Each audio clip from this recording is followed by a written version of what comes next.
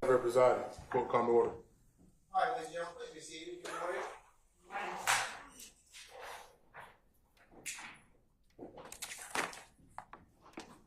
All right. Sorry, everybody present? Everybody's present. Okay. All right. Thank you.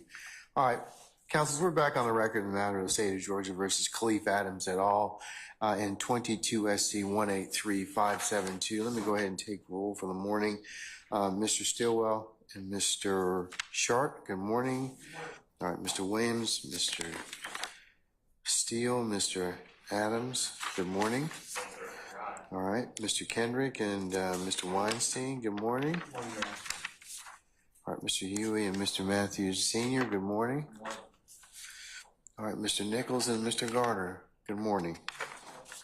Mr. Ryan and Ms. D. Williams, good morning. All right. All right, Mr. Brown, Mr. Smith, Mr. Helsky, Mr. Atkins, ladies, Ms. Love and Ms. Hilton, good morning. Good morning. Okay, all right.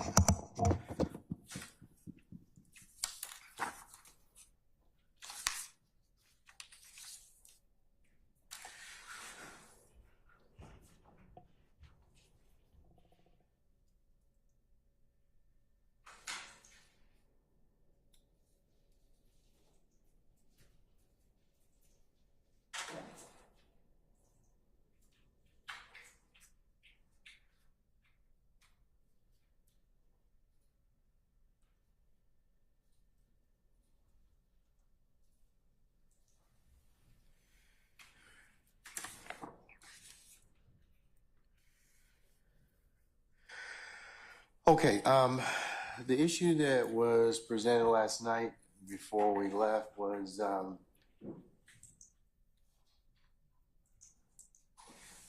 involving the Mr. Stillwell's conviction and its redaction and other uses that the state wishes to get into. The court had an opportunity to think about that this evening, or I should say yesterday evening, this morning. I'm of the opinion that from looking at some case law that while the redactions are fine, that's the only purpose that they're going to be used for. I believe that you have sufficient evidence at this point in time. So I'm not going to permit it any other use other than what the intended redactions for. Okay? Yes, Your Honor. All right. And that was part of the reason that I had not sent questions, is that I had decided to not pursue that further line of questioning. I did want to ask before the jury came out, Your Honor. There were questions asked on cross-examination by one of the counsels for one of the defendants as to Sergeant Gaither's expertise. I would ask that the court, in light of the way that the case law lines out that we have to demarcate, I would ask that for the portion of the questions that I have remaining, that the court demarcate that we will be asking expert opinion testimony, much like when a medical examiner is qualified as an expert. But that medical examiner also personally observes certain facts and certain pieces of evidence. And then that medical examiner at the end gives that medical examiner's opinion. I did not specifically ask, and I intend to, unless the court tells me I cannot, I intend to ask Sergeant Gaither additional, not many, about 10 expert questions based on the cross-examination. Sir? Your Honor, first of all, thank you for your consideration of the issue that I raised yesterday. I don't concur with the state that the state held off on asking questions. A very improper question was posed to the witness. The state, if there was a questionable issue. Okay, what questionable issue? Frame it and be focused on it. The question was essentially inquiring into Mr. Stillwell pleading guilty to 10 SC 87662 with co-defendant Kenneth Copeland and pleading guilty to gang charges. Okay, we talked about that yesterday, remember, at the bench. I understand. Okay, so what additional Well, issues do you want to raise, or is there something else you want to invite my attention to? I'm going to ask something of the court in a second. What is that? What is it? Bottom line up front. Okay, I'm going to ask ask me? the state should have checked before asking that question and putting that in the atmosphere. I'm going to ask for a curative instruction that the jurors are to completely disregard the last question posed by the state. What question was that? Whether Shannon, I can't quote it exactly, but it was inquiring about Shannon Stillwell pleading guilty to gang charges and being charged with Kenneth Copeland. Okay, and what are you saying is improper about that?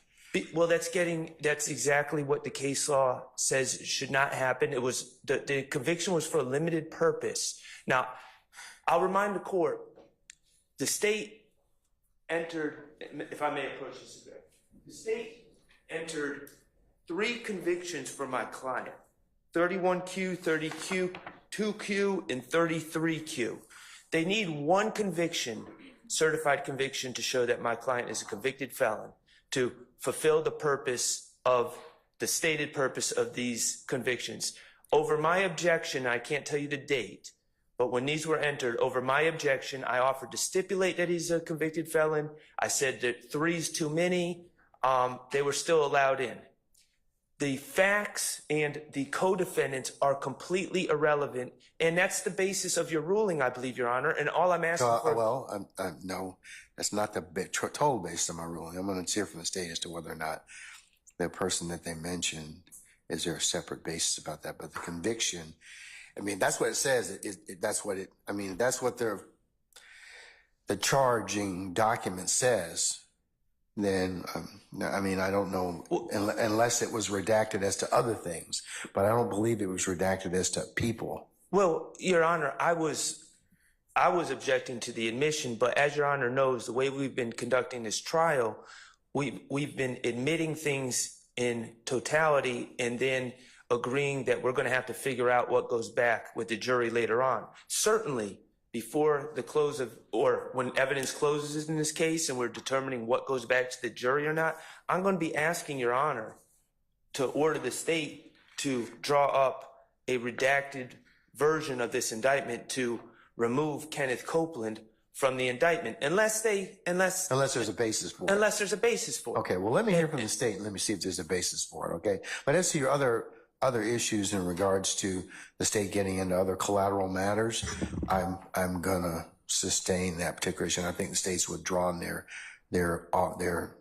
desire to go into anything else. And Your Honor, and I appreciate that. And the only thing I'm asking for is a curative instruction. I'll decide that whether or not once the state gives me a rationale as to Kenneth Copeland. Do you need these at all? As long as it's— All right, so Ms. Lowe, do you understand Mr. Shart's issue in terms of Kenneth Copeland being on the indictment and saying that he's asking for a curative instruction as to that? Is there a legal basis for Mr. Copeland to be on the indictment that goes to the case in your case in chief? Your Honor, there is, but at this time, again, we're not pursuing further questioning along those lines. As to the redaction, Your Honor, I would ask that the court allow us to more thoroughly get into that argument and that point after we have completed the witness, with the court's permission, after we have completed testimony for the day. The reason that I ask that, Your Honor, is that this evidence has already come out to the jury. What I asked the witness is not evidence. I do not believe that there is a legal basis to strike the question that I asked. The witness did not even answer the question. But you introduced the question to the witness, and I believe Mr. Copeland's name was mentioned. Is there a separate legal theory about that? Or are you conceding that I should give a curative instruction as to that issue? I'm definitely not conceding that. There is a separate legal basis for it, Your Honor. When it was first introduced, it was introduced in total. We have, the jury has already heard testimony about who is on that indictment. It has actually been displayed for the jury. The fact that they were charged with gang activity is evidence that came out at the time that it was introduced, to the best of my recollection. And at this point, to tell the jury that they should strike or disregard the question that I asked does not properly take into consideration the fact that the question that I asked had to do with evidence that had already been put before the jury a long time prior to now. All right. Your Honor, I don't have a clear recollection of whether it was displayed or not, but what I do know, if it was displayed, it was over my objection. So if we... You don't know that. Did you object? Can you state definitively that you did object? We approached the bench and we had a conversation At the time that the earlier indictment was when in the fact... state started, and this is my recollection, but I'm saying this with 99.5% certainty. When the state started introducing my client's certified convictions, I objected, and I objected, and we did it at the bench, Your Honor. And that was for the 3 convictions. I believe they're 31, 32, and 33Q. So if it was done over my objection, I don't know how and there was potentially issues that we're now reconsidering. I don't know. It doesn't make that argument that, well, we did something before that wasn't quite right, so now we have to continue down that road. That doesn't make a lot of sense to me. I think we need to cure it now. I think we're good, Mr. Sharp. I mean, I understand your argument and what you're saying. Since the state is backing off that, and I do believe the jury anyways has information about Mr. Copeland from earlier testimony, I'm not going to, I'm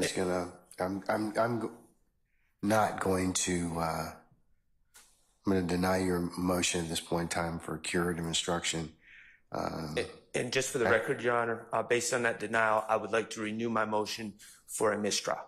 And your motion has been noted and denied. Thank you. Okay, before the next question. All right, so can we call for our jurors? Hold on. Morning, sir. Can I just make 2 statements or observations or questions, I guess? Yes, sir. Okay, thank you. Good morning, Your Honor. Good morning, everyone. Good morning, Mr. Botts. Good morning to you also. Your Honor, And what are to frame it, what does it pertain to? 3 issues. One, I'd like to have a current CV of this witness, the way it reads now, and I don't know. Yeah, I believe that Ms. Hilton sent you one last night, which I'll include as the email and the CV as the next court's exhibit in order. That was sent last night. I want to say. It was this morning. This morning.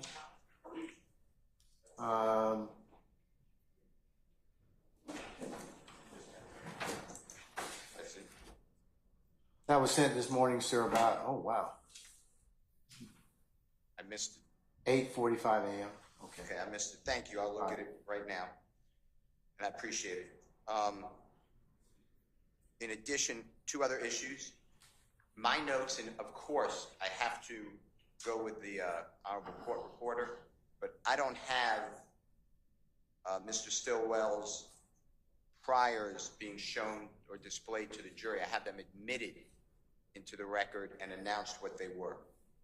But I don't have any note that it was read on that he was convicted along with Mr. Copeland. So I don't Maybe know the that. state can tell you that. I can't tell you off the top of my head without doing a little research. I can't. Ms. Love I just have my notes. or Ms. Hilton? Your Honor, I would ask that we would, if we needed to get a timestamp or a particular place, that we be allowed to do that after the witnesses have testified, as we're not going into that.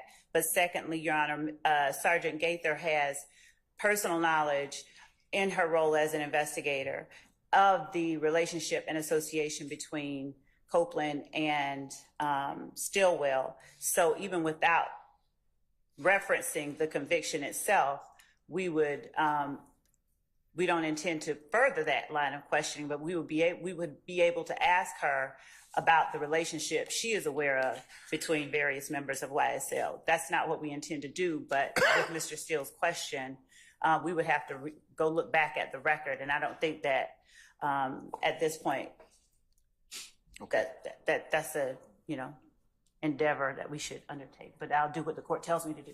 All right, Mr. Steele?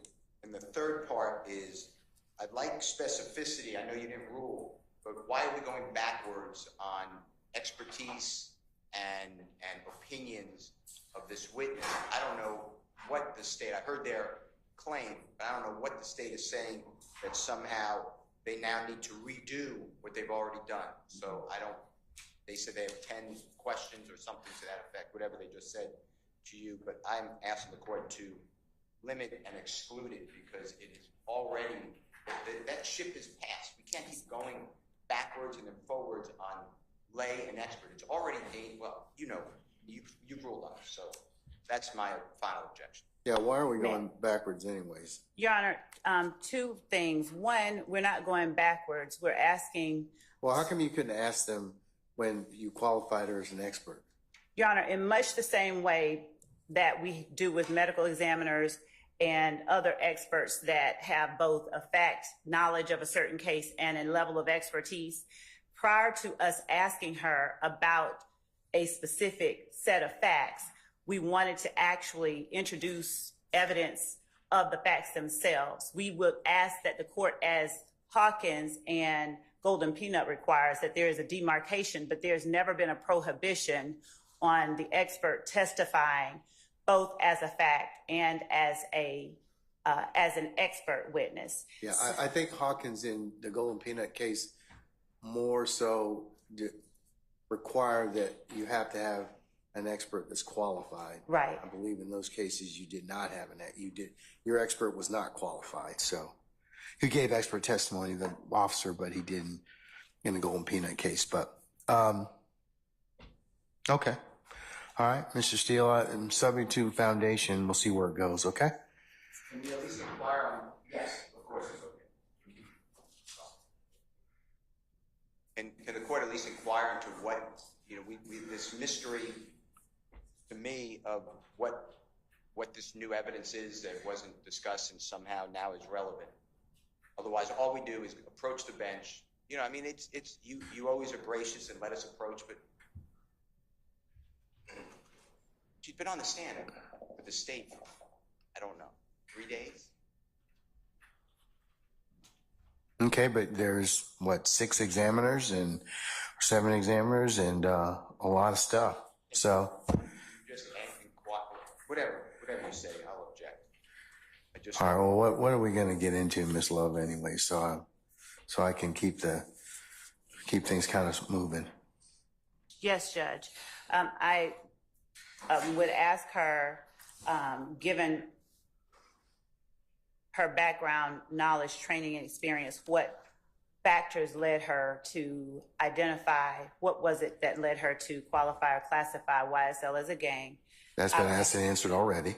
It wasn't. The court did not permit that question. They objected on the basis of her giving the law, and the court did not. All right. Okay. That. All right. I would ask the witness, what about the April 12th shooting of Dexter Montgomery, what about that caused her to conclude, in her opinion as an expert, what about that particular incident qualifies it as gang activity? What elements did she look at that showed that it was in furtherance of YSL? I did not ask or get to ask that question. They said that she would be giving the law on that.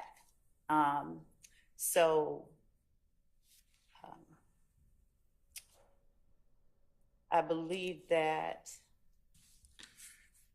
just 1 second, Your Honor. Let me see that.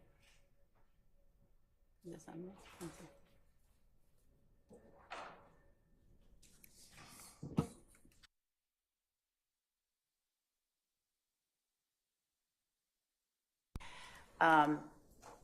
And that's generally the questions regarding her expertise or her opinion as an expert beginning into what about this crime led her or leads her to conclude, or does she believe that this crime was in furtherance of the gang, of a gang? What gang does she, in her expert opinion, based on her knowledge, training, experience, does she believe that this crime was done in furtherance of?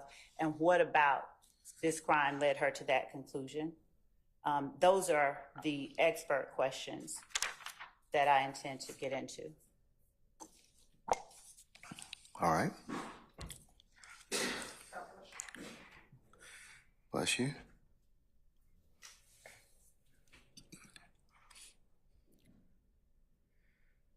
Mr. Weinstein.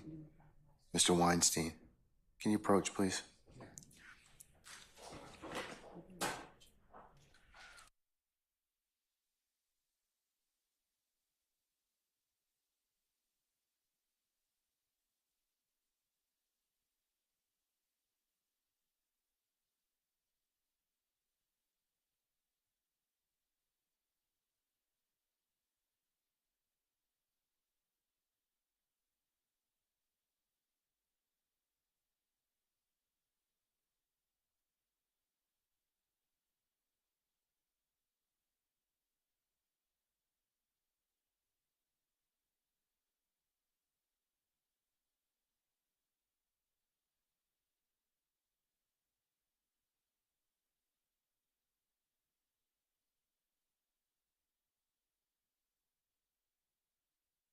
I'm sorry, go ahead. Thank you, sir. Your Honor, the Honorable Keith Adams told me that he remembers these questions being asked. You sustained objections, and we moved on. That was before she was qualified as an expert, though, so, but anyways, yes. No, you did the qualifications first. Yeah. Before any question. Second of all, Your Honor, this is just what I asked you before, and I know you said we're going to safeguard it. Detective Belknap has testified that, over objection, that YSL is a criminal street gang. We don't need those questions again, one. Two, this witness testified that YSL is a criminal street gang, and she named people in it. And over objection, actually mistrial at the bench that I made, along with everyone else, I'm not excluding anyone. She actually said that the April 12, 2015 incident, that's the Mr. Montgomery incident, the witness actually just blurted out, that's my word, on cross-examination, that this was a YSL criminal street gang that furthered the gang's activity. Okay, but remember what happened prior to that. Mr. Shart, was the examiner, and his line of questioning goaded this witness. So that's what the court observed. And I know, Mr. Shart, you probably have a contrary opinion, but that's what the court's reflection of your examination was as to that point. I would ask that the transcript Well, be reviewed. you know what? The transcript is silent as to what the physical manifestations and motivations of counsel, and that's what I'm adding. So if the case is reviewed, they'll be able to show that what the court observed was your actions. So that's all right. That's fine. Okay. I mean, the transcript will certainly reflect what it reflects, but it doesn't pick up the other things that the court just added for that purpose. Throw and sifting cross-examination, Your Honor, nothing more. All right, go on, Mr. Steele.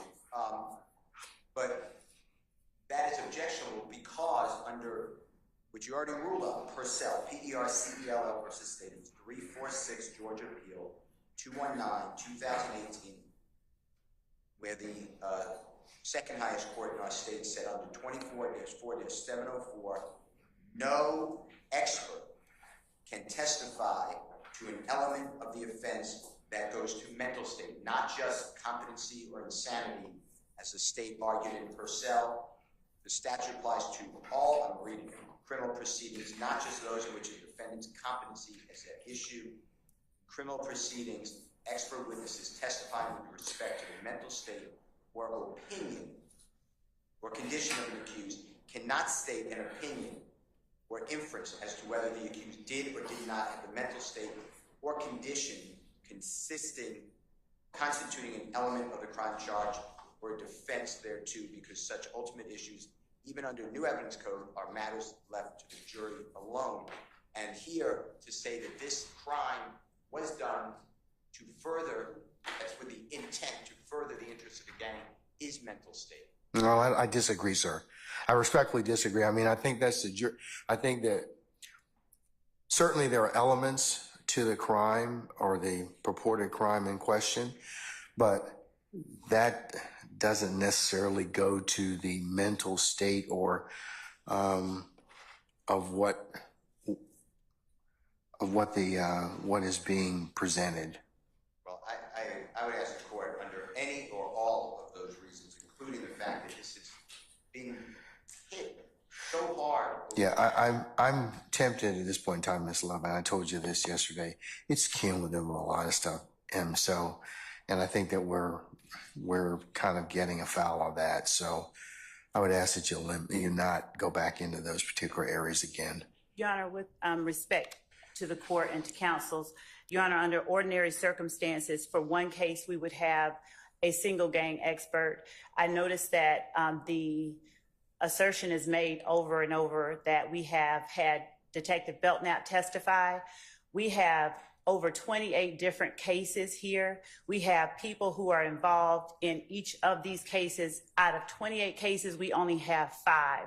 The way that we normally conduct cases, we would have an expert per case that we tried. In this particular case, Your Honor, Detective Belknap did not have anything to do with this particular act. And as we stated at the beginning, Your Honor, our experts, we do not intend that they overlap, but they will be testifying about things that the other experts they did not testify about. They're not talking about. And the fact that Sergeant Gaither has been qualified as an expert by Your Honor, the jury still has to weigh and decide how or whether they even believe it. And so what the defense does by asking that the court not allow the state to inquire, the basis for her conclusion is that they hamstring the jury's ability to decide whether or not they believe her and to gauge her credibility. So what has happened, Your Honor, is by saying that it's cumulative, it misstates the fact or misstates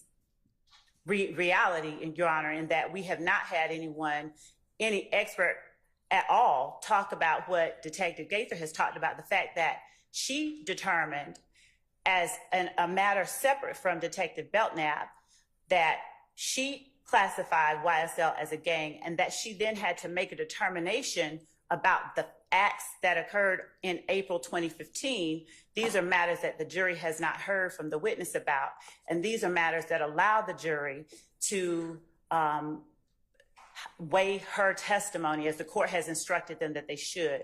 So we are not we're not rehashing any matters that Detective Belknap talked about, and in fact, if I believe correctly, counsel for defendants thoroughly crossed Detective Belknap, and the implication was it was to call into question his qualifications as an expert. And every time that's done, Your Honor, that heightens the need for and the probative value of testimony from a different person who saw things from a different perspective. Each time that an expert's expertise is challenged, that is what they're doing. So we respectfully ask that the court allow us to ask the basis for her opinions, and especially when she has now testified about particular facts that no other expert has told the jury about at all. All right, here's what I'm going to do.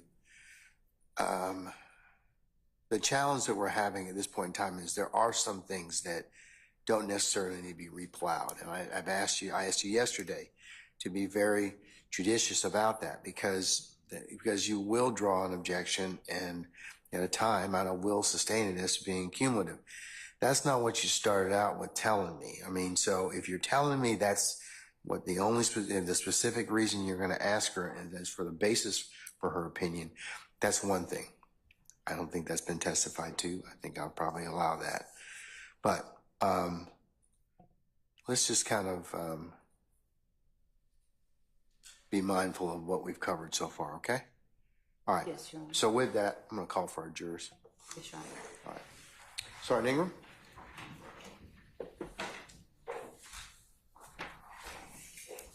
Do you have anything you think I need to ask?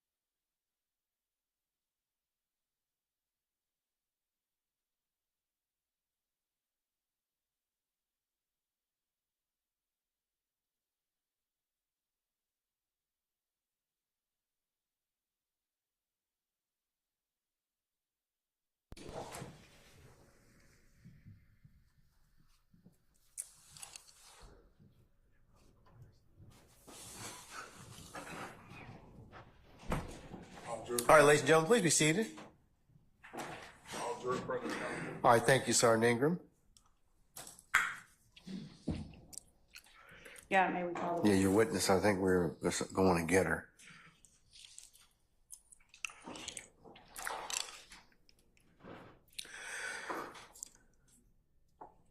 Ladies and gentlemen, jury, good morning. Good morning. All right, we're going to continue at this point in time, so just give us a second.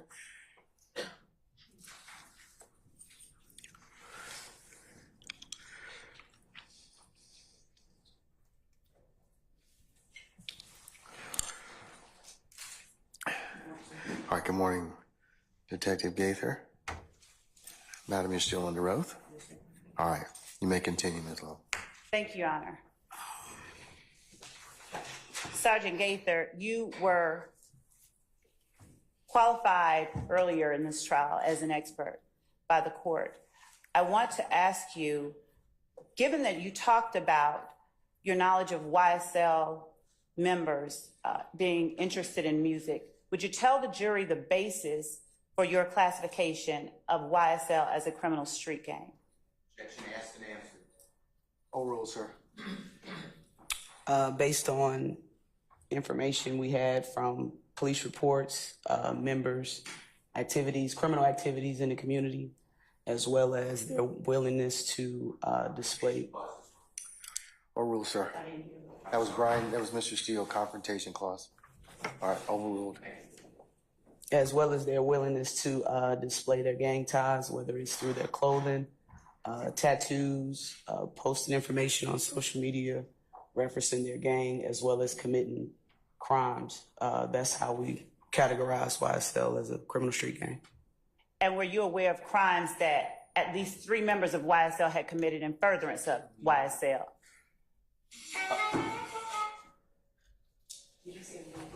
Yes.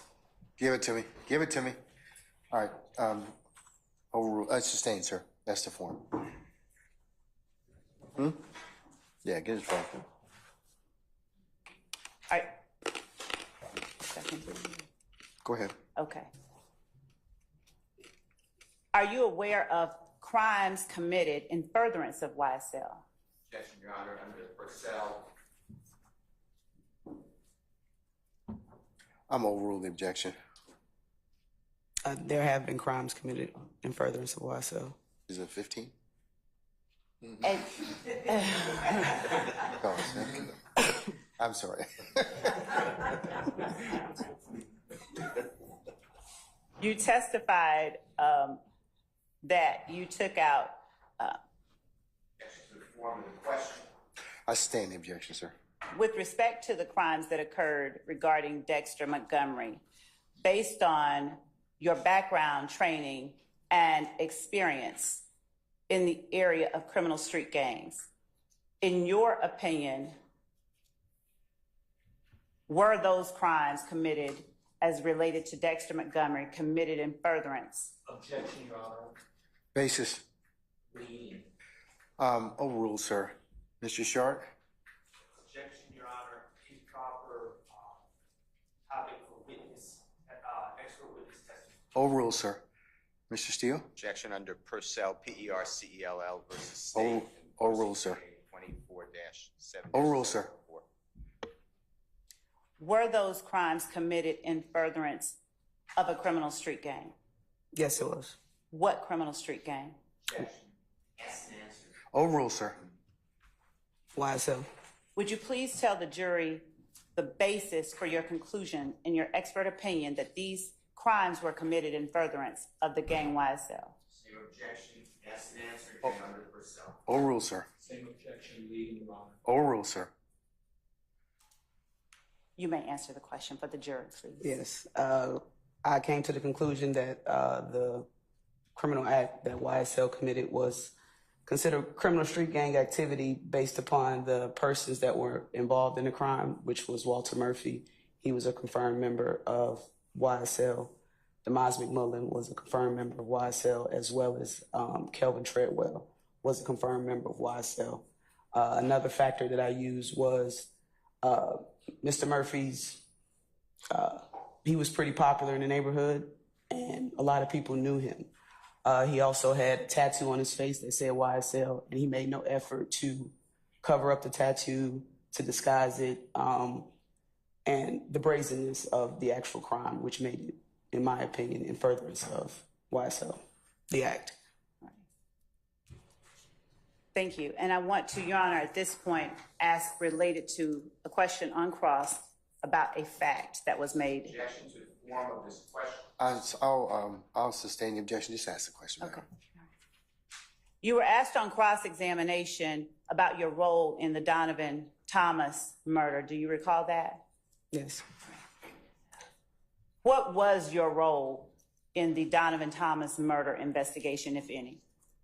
Objection, asked and answered. Overruled, sir.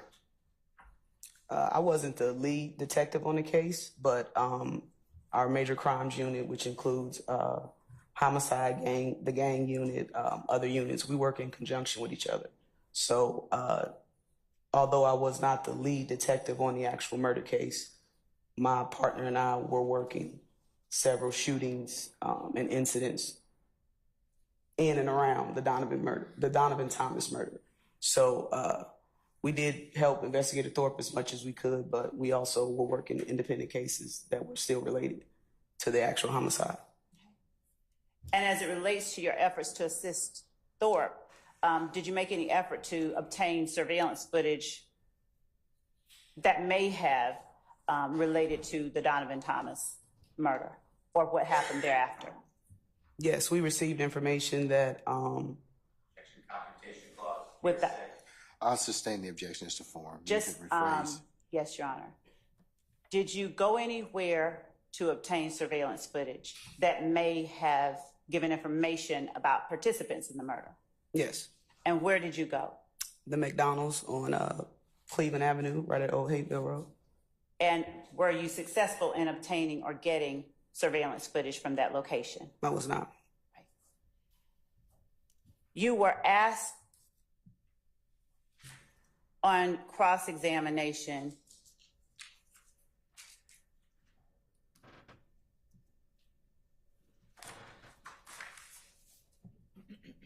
about whether or not anyone had been tried or was anyone on trial at the time of January 16, 2015, that the video that was played for the jury yesterday was posted on Demekion Garlington's account. Wrong date, I'll object to the former question. I'll sustain this as a formal question. You can rephrase. Do you recall the video shown to the jury where Jeffery Williams said,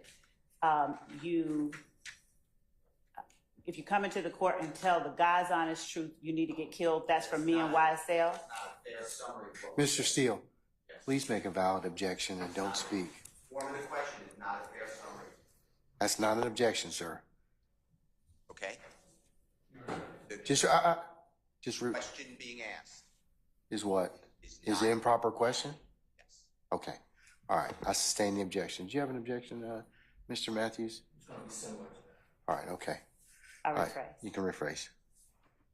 Do you recall showing or seeing a video with the jury yesterday involving Jeffery Williams speaking into the camera? Yes. Do you recall questions being asked of you on cross-examination about whether any trials were going on during that time? I believe so. Okay. To your knowledge, by the time that, by January 16, 2015, had persons made any, come forth and made any statements regarding things that they knew about this crime, the Donovan Thomas murder? Yes. Had you spoken to persons that may have provided you information about the Donovan Thomas murder? Before January 16? Or just period? And I said the 16th, I meant the 26th. 26, okay. By January the 26th of 2015, had you spoken with persons offering information? Yes.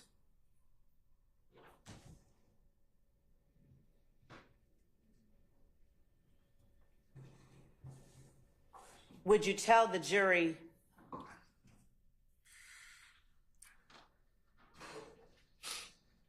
whether or not it was or is uncommon for that kind of information when people speak to the police to leak out into the community? Objection, Your Honor. Cause for speculation in state. I'll sustain the objection. You can rephrase, madam. Have you had instances where interrogations with people of interest have been leaked about your gang cases? Objection, not relevant. Overrule, sir. Yes. Based on your experience with the gang unit, is snitching or talking to the police about crimes considered a good thing or a bad thing, generally speaking? Objection, vague or way beyond expertise. Overrule, sir. From the suspect's point of view, or? From the suspects, from the people that you encounter when you're investigating these cases? Objection calls for hearsay. Overrule, sir. You may Yes. answer. It's generally not considered a good thing to talk to police.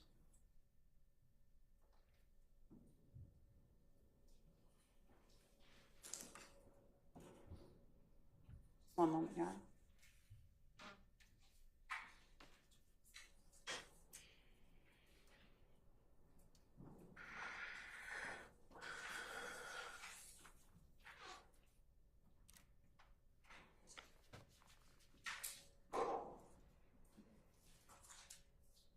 And when you attempted to get the surveillance footage from the McDonald's, Yes.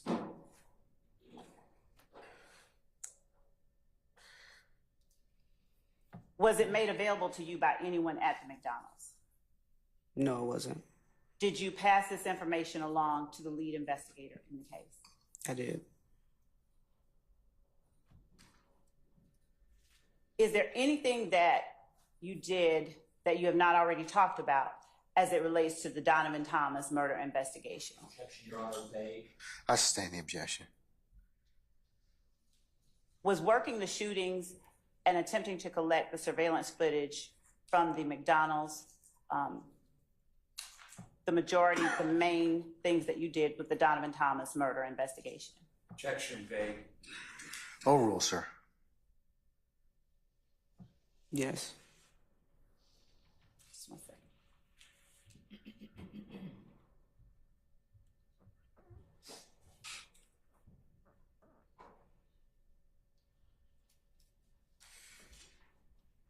Thank you. That's all that I have at this time, Your Honor. Mr. Shark, any recross? Yes, thank you, Your Honor. All right.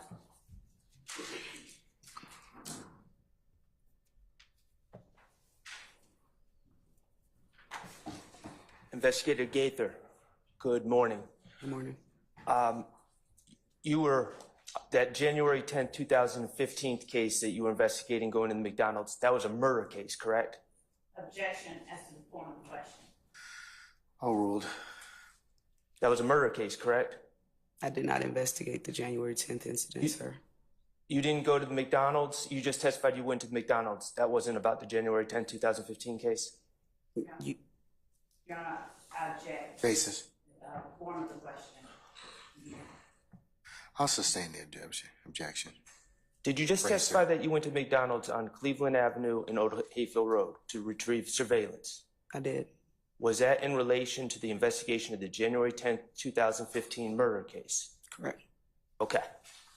Surely, as you were working a murder case, you would have written a report about your efforts to obtain this surveillance, correct? Not necessarily, no. So did you write a report or did you not write a report about going to the McDonald's on Old Hayfield and Cleveland Avenue in search of surveillance? There was nothing to write, sir. So you did not write a report? There was nothing to write, sir. Okay, so now I'm going to ask you a question. I'm going to ask you for an answer. Did you write a report? Your Honor, I object. Absent the answer. I sustain the I haven't objection. received an answer, Your I Honor. sustain the objection. Okay. What day did you go to the McDonald's to obtain this surveillance? It's the day after I spoke with a witness that gave me the information. I believe that day was January the 26th, I believe. The 26th or the 28th, somewhere in that range. Okay. 26th to 28th. And do you or anyone else that you know of have a report reflecting that you went on the 26th or 28th? Objection. Ask and answer. Sustained. Okay. Who did you speak to at the McDonald's? What was their name? The young lady that was working the counter, Yes. she did not give me her name. She gave me her general manager's name and phone number, and that information was passed along to Investigator Thorpe. And what was the name? I don't have it. I gave it to Investigator Thorpe, sir. What was the phone number? I don't have any information from the McDonald's. It was passed along to Investigator Thorpe.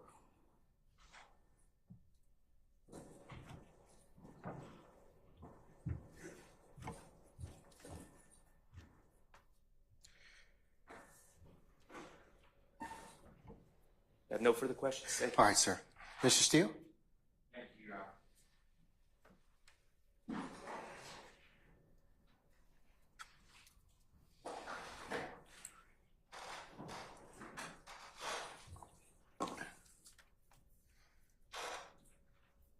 Good day.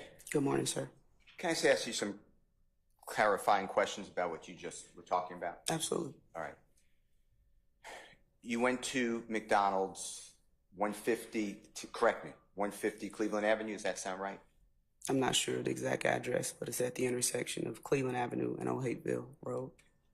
You're with Detective Dennis? Yes. All right. Anybody else with you? No, in our vehicle? Or No, in the McDonald's? just Investigator Dennis and I and whoever was in McDonald's. You're there on or about January 26th, 27th, or 28th? Does that sound right, 2015? That's what I just stated, sir. Yes, sir. You, along with in lockstep Detective Dennis, speak with the counter person, the person working at the counter at McDonald's. Fair to Correct. say? Objection, Your Honor. Absent the answer.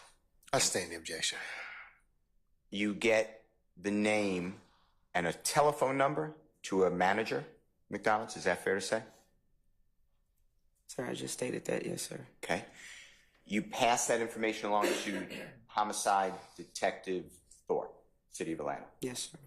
And he is the person, Thorpe, fair to say? Is that how he spells his last name?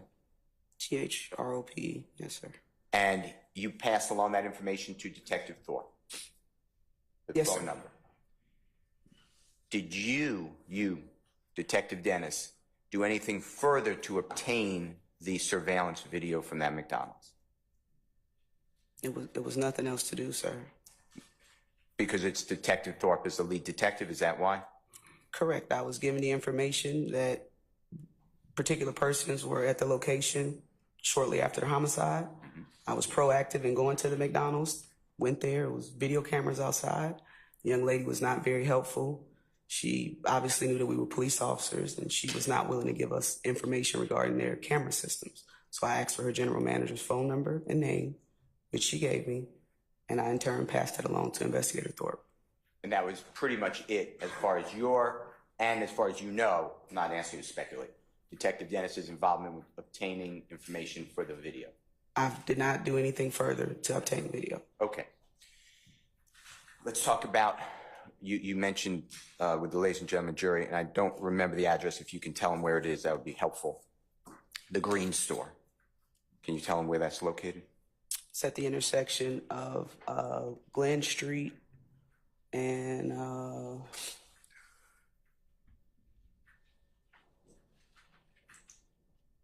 believe it's 490 Glen. I think that's the address, 490 Glen Street. Thank you. And I call it the Green Store. That's the neighborhood name for it. It's a bright green store. Okay. Do you know the real name or the given name of it? I don't. Okay. And that's the color. That's what you're saying. The color of outside. the building. All right. Now, on January 11th, the early morning hours of January 11th, 2015, did you receive information or thereafter that Kenneth Copeland stated that he was... Your Honor, as to hearsay? I'll sustain the objection. Okay. Ignoring what anybody told you. I'm not offering for the truth, by the way, but okay. Did you have information that that location that you just referenced, the Green Store, that was also a place of interest concerning Donovan Thomas's murder? Objection, Your Honor, failed in hearsay. I'll sustain the objection. Did you do anything, or one of your members, your coworkers, to get any type of interview of people at the Green Store? I don't recall receiving information about the Green Store. Okay. So is it fair to say then you didn't try to get surveillance video from the Green Store? Why would I get surveillance video from the Green Store if I had no information that the Green Store was involved? Well, your coworker tells you if you didn't know directly. Your Honor, I object as to asking the answer. I'll sustain the objection. All right. 2015, 14, that area. You were working alongside of Homeland Security personnel who are under the city of Atlanta.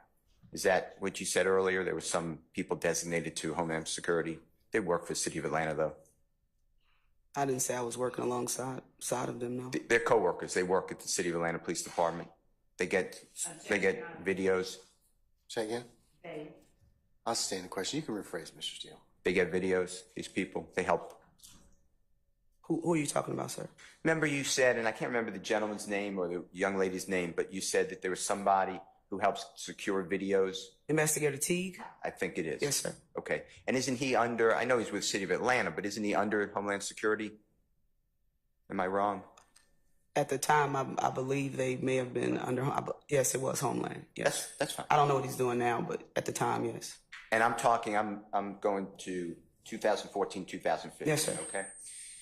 Do you remember them having the ability, when I say them, Investigator Teague or you or your law enforcement agency, getting cameras that were all over the city of Atlanta? Objection. License plate readers, they call it. I'll sustain the objection. Do you remember that? Objection, Your Honor, failed. I'll sustain the objection. Do you remember license plate readers cameras? Do you know what I'm talking about? LPRs? Yes. I sustain the objection. Do you know what LPRs are, and can you tell it to jury? Objection, compound. That's I'll rule the objection. You can answer the question, madam. LPRs, license plate readers, are cameras that are throughout the city and major intersections or just areas throughout the city that captures license plates as they go through that particular intersection. And if an investigator or a police officer would, need to search that particular area looking for a particular vehicle, it records the actual license plates from the camera system. And that was in effect in 2014, 2015? Objection, Your Honor, failed. I'll rule the objection. You can answer it. I believe they were. Okay. All right. I'm not saying you did it, but did you or your teammates seek to secure the license plate readers through relevant places, including the McDonald's? For what? January 10th, 2015. I was not the lead investigator on that case. I understand. I'm not pinning it on you. I'm just asking you, did you do that? No, I did not. That I would was be not the for- lead investigator for that case. That's a Detective Thorpe issue. Correct. Okay.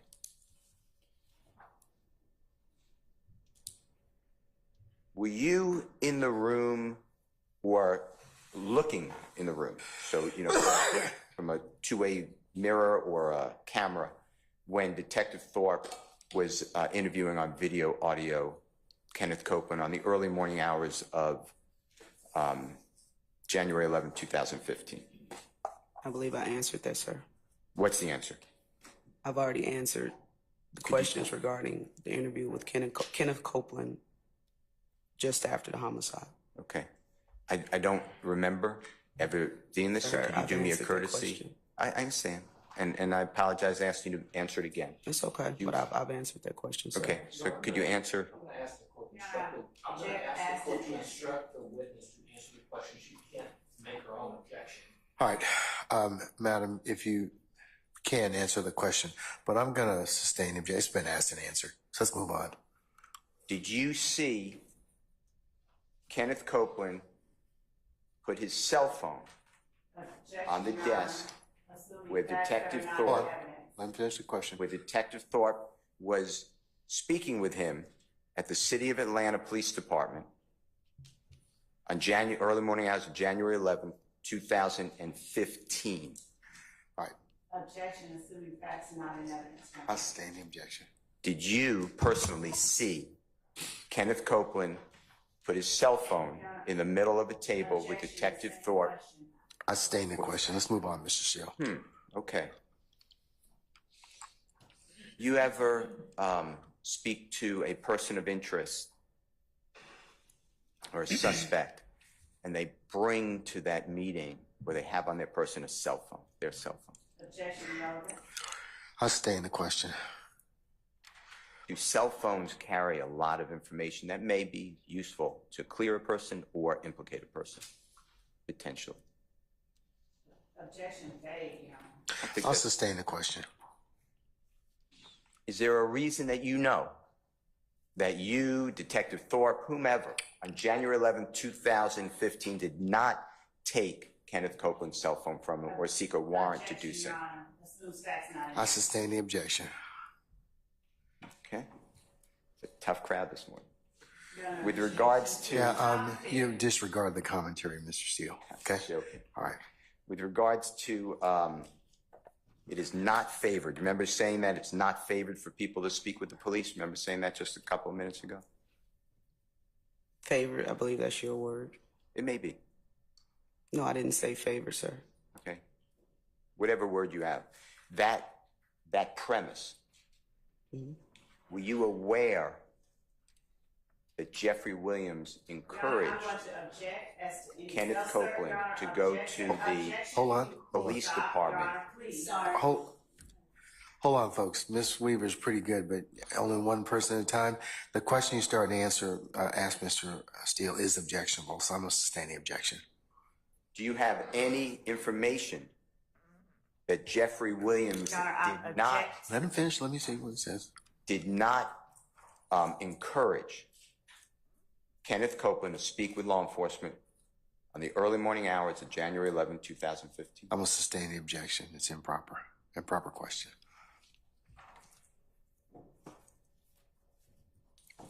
Thank you, sir. All right, thank you. Anyone else? Mr. Matthews? All right, Mr. Garner? All right, Miss D. Williams?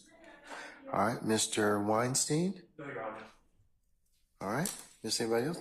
Any redirect? No, Your Honor. All right. May retired investigator, detective, dentist be permanently or temporarily excused? Gaither. Gaither. Be permanently or temporarily excused as a witness? Temporarily, Your Honor, but we don't Okay. expect that we'll be calling her back, but just in case, we don't know. May I join in that and the subpoena that the state has on Detective Gaither? Your Honor, I would object. Mr. Steele, Mr. at this point in time, I don't think we should cover that. Can we cover that in just a minute? I'm answering your question. I don't No, want can we cover that in just a minute? whatever you say. Okay, all right. Just give me a minute. We'll cover that, okay? All right. Madam, Sir. I'm going to temporarily excuse you as a witness. That means you'll be subject to being recalled at some point in time. We will give you plenty of advance notice as to when and if you need to be called as a witness. I just ask you to not discuss your testimony with anybody except the attorneys in this case, okay? Yes, sir. All right. Yeah. Thank you. All right.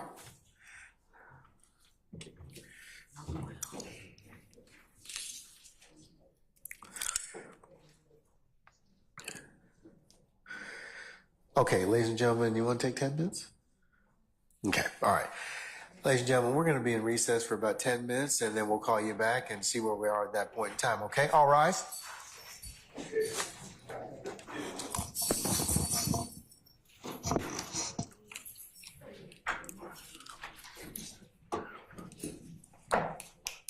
Okay.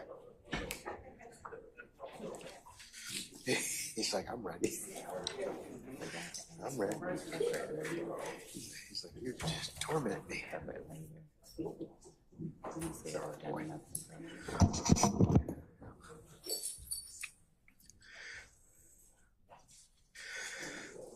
Okay, ladies and gentlemen, please be seated. Our jury has left us.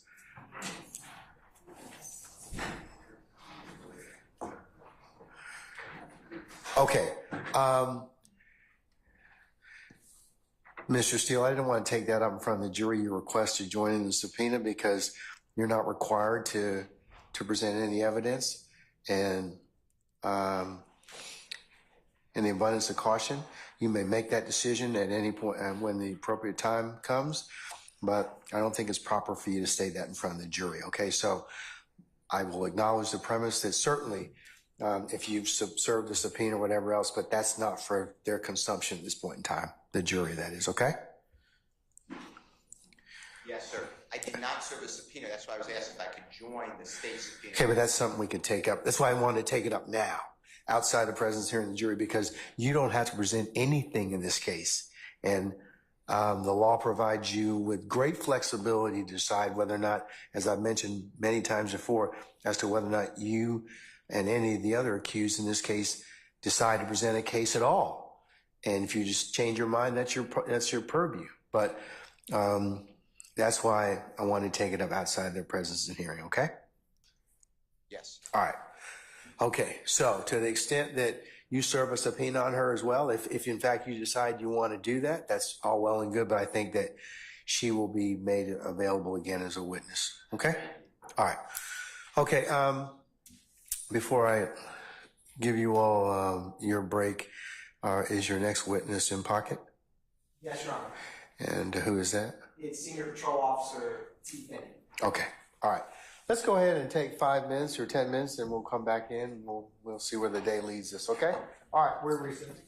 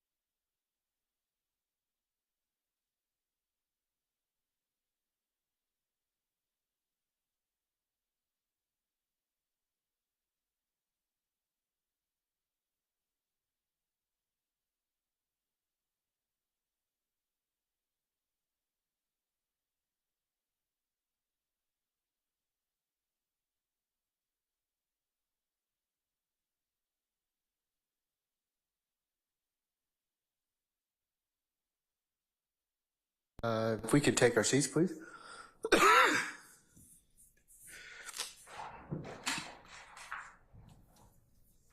All right, Deputy Ham, all our jurors present, sir? Yes, sir. All right, summon our jurors, please.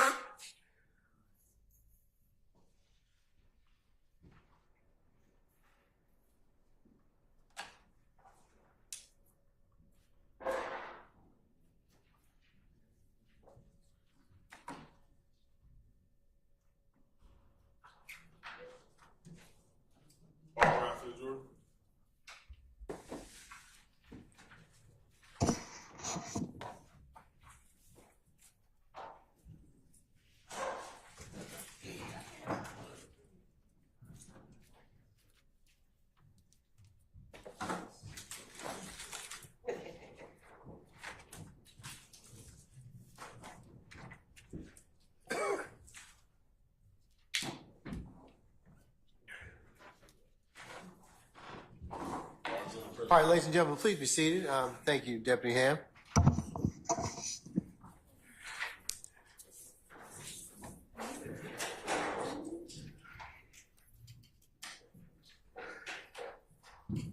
All right, State, call your next witness, please.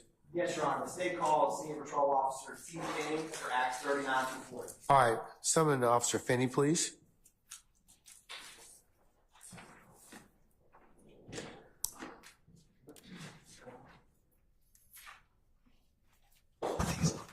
Officer Finney, good morning, sir. If you could come, please approach the witness stand, please. Once you get there, if you'd be so kind as to turn and face Sergeant Ingram, who was sworn as a witness before you sit down, sir. Yes, sir. Okay. First name is going to be Tyrone, Tyrone. Last name is going to be Finney, Finney. Good morning, Senior Patrol Officer Finney. How you doing? Good morning. How you doing? Doing well. Can you tell the jury, I see your uniform, where you work? For the city of Atlanta Police Department. And how long have you worked for APD? 16 years and like 10 months. What do you currently do? I investigated burglaries in West Atlanta. What zone is that? Zone 1. And how long have you been investigating burglaries in Zone 1? Since 2018. What did you do? I'm sorry, 2018. Yes, ma'am. What was your first assignment in APD when you started? When I first started, I was on patrol working the overnight shifts in Zone 1. And what parts of the city, like what beat did you work within Zone 1 back then? I worked the whole zone. I was a roustabout. You travel all throughout Zone 1? Yes. I worked the whole zone. I was a roustabout. Now, how long were you patrol in Zone 1? For approximately, roughly like 8 years. And after doing those 8 years on patrol, what was your next assignment within APD? I got promoted, and then I'm a senior police officer where I was out training the new officers who were coming on the department. How long did you do that? Initially, it was a year and a half, and then I got assigned to school detectives. Well, I worked in the school for 2 years. So is that, what do you call that? Is that an SRO? Correct. And what does that stand for? School resource officer. So what schools did you work when you were an SRO? I worked at Kennedy Middle School and Forest Hills Academy. Where is Kennedy Middle School within Atlanta? It used to be over there off of James P. Brawley. It's closed down now. It's shut down now, excuse me. And where's Forest Hills? It's off of Cleveland Avenue, off of Forest Hills Drive. And what part of the, okay. And was Forest Hills, what kind of school was that? It's going to be an alternative school for the kids who got put out of school for various reasons. And what grades did it have when you worked there? It was middle school and high school, excuse me. So like 6th through 12th grade? Correct. Now, can you tell me about your time when you were in SRO? Like, what all did you do? Did you interact with the students? What did you handle? I interacted with the students when they came to the school. We used to have conversations about life, about them getting on the right track, basically just trying to show them that they should go opposite direction to get out of that environment. Officer, hold on. Officer Finney, can you do me a favor? Can you speak up just a little bit? Yes, sir. All right, no problem. Thank you, sir. And Officer Finney, when you worked there and talked with the students, did you have any interaction with street gangs? Yes, some of the kids advised they were part of street gangs over there. Compensation, hearsay. Irrelevant. I'm going to sustain it as to, and ask that you rephrase. Yes, Your Honor. So you worked for, was it 2 years, you said? Yes, at Forest Hills Academy. Yes, sir. Okay. And did you work Monday through Friday, or how many days a week did you work there? 5 days a week, Monday through Friday, correct. And when you worked there, how often would you interact one-on-one with students? It was throughout the day. I used to talk to all the kids throughout the day most of the time. And when you talked to these kids throughout the day, was it for any case you were working, or why were you talking to the kids? Your Honor, I'm going to object to Overrule, sir. Just to talk to them about life, trying to get their lives together, to get out of that environment. So when they talked to you one-on-one, they were just confiding in you, talking about life. Yes, correct. And would you or they, how did gangs come up in those conversations? objection, that's for relevance. I'm going to overrule the objection, Mr. Adams. Let me see what's done. They used to just talk about life and why they was there. Some of it was for gang stuff. Some of it wasn't. Some of it was for discipline problems outside of gang stuff. There's just multiple different reasons. And what gangs did you come across when you worked with the students? It was the Bloods and the Crips. Was there any other gangs that you're familiar with other than the Bloods and Crips? Some of the kids used to identify themselves as YSL and sex, money, murder back then. Objections to confrontation and foundation. Your Honor, I have a response. I don't want to. I'm going to overrule the objection, sir, at this point. And was this through self-admission, or Objection to the leading question. I sustain the objection. did you ever see or have any conversations about tattoos? Yes, about getting them on the face. Overruled. I didn't hear who objected. That was Mr. Matthews, vague. And when speaking with the students, I'm sorry. And your response, Overruled. thank you. And SPO Finney, did you ever have any conversations or see, when you personally worked at the schools, any hand gestures or anything that came up while you worked there that students would display? Sometimes they would do like handshakes, but that was all. And I want to talk to you about after that. Is that when you, or after you worked as SRO, what did you do next? I went back to Zone 1 working on the evening shift from 2016 to 2018. Okay. And then since 2018 to now, you've been working burglaries in Zone 1? Correct. When you work burglaries, like what kind of, is it mostly commercial or residential you respond to? It's going to be both residential and business burglaries. Okay. And what kind of stuff do you do while working burglaries? Contact the victim, look for video footage, checking fingerprint stuff. Now, working in Zone 1, or also say this, when you started work patrol to now, have you been post-certified? Yes. And back on April 26, 2015, were you post-certified? Yes. So I want to talk to you, kind of take you back in time to April 26, 2015. SPO Finney, were you working as an SRO then? Yes. And did you ever have or work in your time in APD in extra jobs? Yes. Can you tell the jury what are extra jobs? It's a part-time job that we work off duty. And when you work these extra jobs, do they have to be approved? Yes. Do you have to get permission? Yes, you have to get signed off by your chain of command. And how does that work? Like, do you choose the extra jobs that you work, or how does that come out? Yes, you just, if somebody asks you to work, you can advise them, yes or no, you want to work.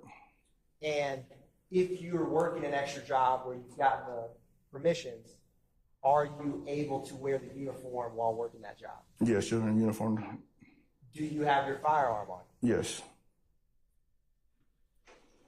Prior to April 26, 2015, what type of extra jobs have you worked while employed in the I worked the old Turner Field, Mercedes-Benz. I'm sorry, it wasn't Mercedes-Benz back then, but the Dome and also the nightclubs.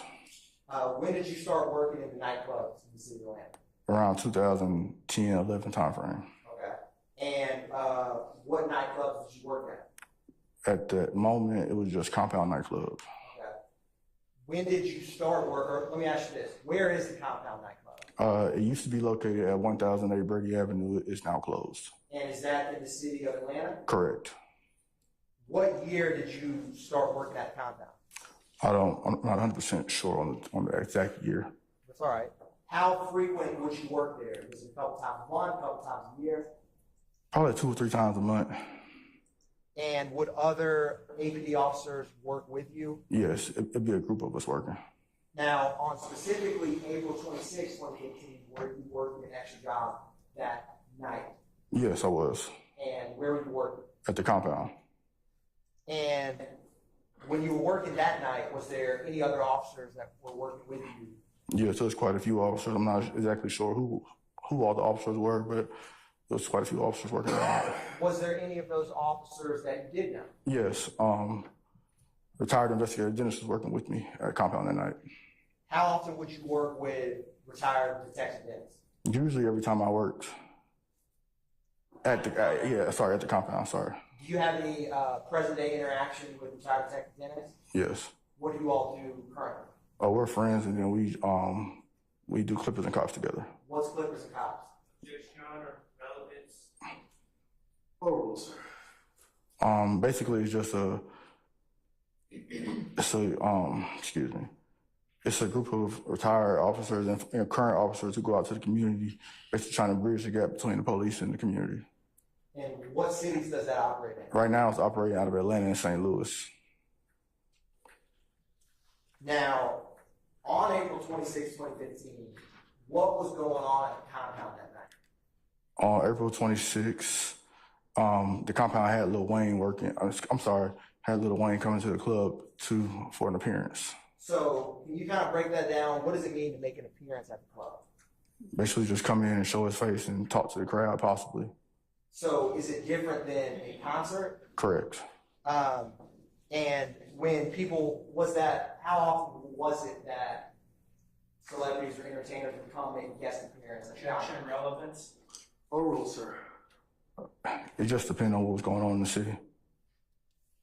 Since you've been working at the Compound, had you ever had Lil Wayne appear there for a guest appearance while you were working? Prior to that day, no. How is a guest appearance different than a concert? Can you break that down? Concert, they'll be performing. Guest appearance, they're just coming in with their entourage and just hanging out, basically.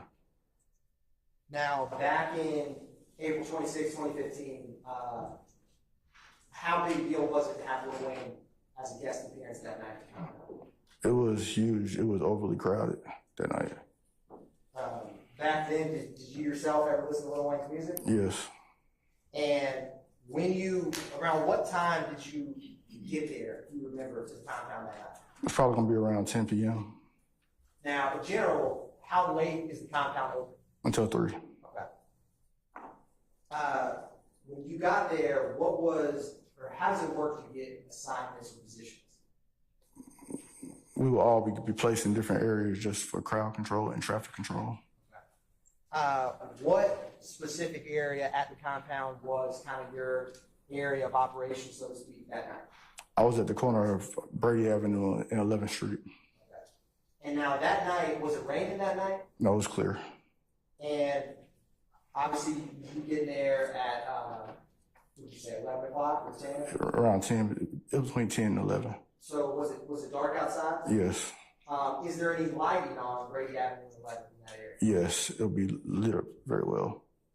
So I'm going to approach you with some photographs. I'm handing State's Exhibit 3 Echo, 3 through 7 Echo.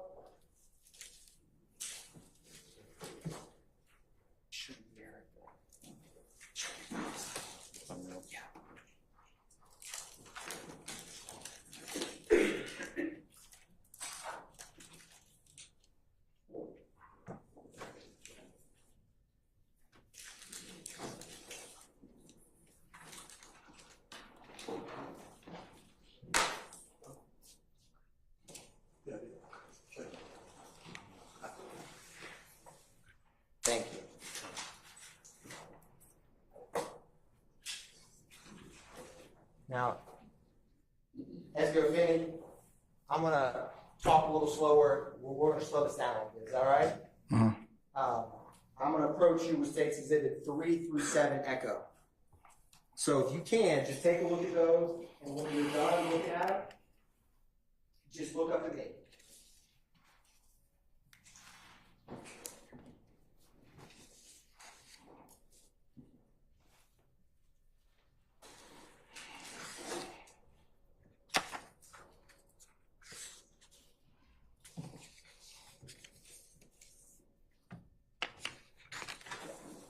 Do you recognize those? Yes. How do you recognize those? That's going to be the intersection of 11th Street and Brady Avenue. Is it a fair and accurate depiction of how the area of the compound, Brady and 11th Street, looked back in 2015? Correct. Your Honor, this time the state's going to move to tender and evidence States Exhibits 3 through 7 Echo. Any objection to States 3 Echo through 7 Echo? No, sir. All right, States 3 through 7 Echo are admitted and be published as you see fit. Thank you, Your Honor. So, I'm publishing States Exhibits 3 Echo now. And just to kind of orient the jury, Officer Finney, what are these? Are these photos? Are these Google images? What are these 3 through 7? It's going to be the location of where the intersection of 11th and Brady from back then, because currently it looks totally different than it does in these pictures. Has that area from today till now, how has it changed? Basically, they put an apartment complex up on the corner of 11th and Brady now. Got it. Will talking through these photographs help your testimony in discussing this area? Yes. So, with States Exhibit 3 Echo, can you orient the jury to where, if anywhere, in this photograph is the compound? And if you want, it may help you. There's a screen kind of behind you. Okay. That. If it's better, maybe more clear, better quality in this photograph. The compound's going to be located in between where like the wooden like fence structure is. Okay. And what I may do is we'll kind of work together with. I'm gonna give you this pointer, all right? All right. And there's a bigger screen up there. That way, you, me, and the jury can all follow along. Can you kind of orient to where the apartment compound is in 3 Echo? It's going to be right here to the right-hand side. Now, you said that this main street is Brady. Correct. What is that side street to the immediate left? That's going to be 11th Street. Now, in 3 Echo, okay, can you point out 11th Street for the jury? It's going to be right over here on the left side of the picture. Okay. Now, do you see where, in general, you were stationed on April 26, 2015? Correct. I was standing right there on the corner of that picture on 11th Street and Brady Avenue. Can you point to show kind of where you were? It's going to be right here. Okay. Now, I'm going to publish States Exhibit 4 Echo.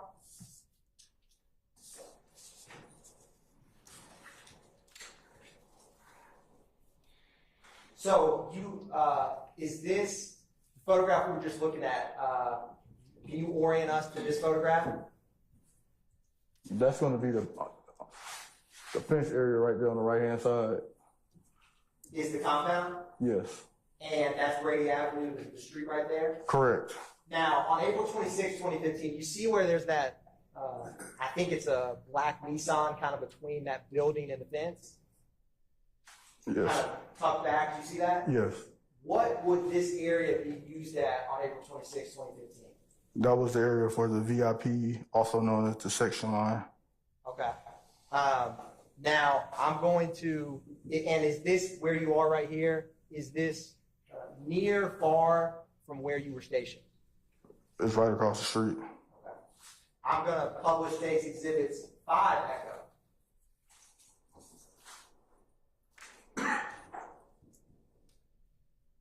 So, with 5 Echo, you had mentioned earlier that this area has developed. You see all that grass and shrubbery to the left?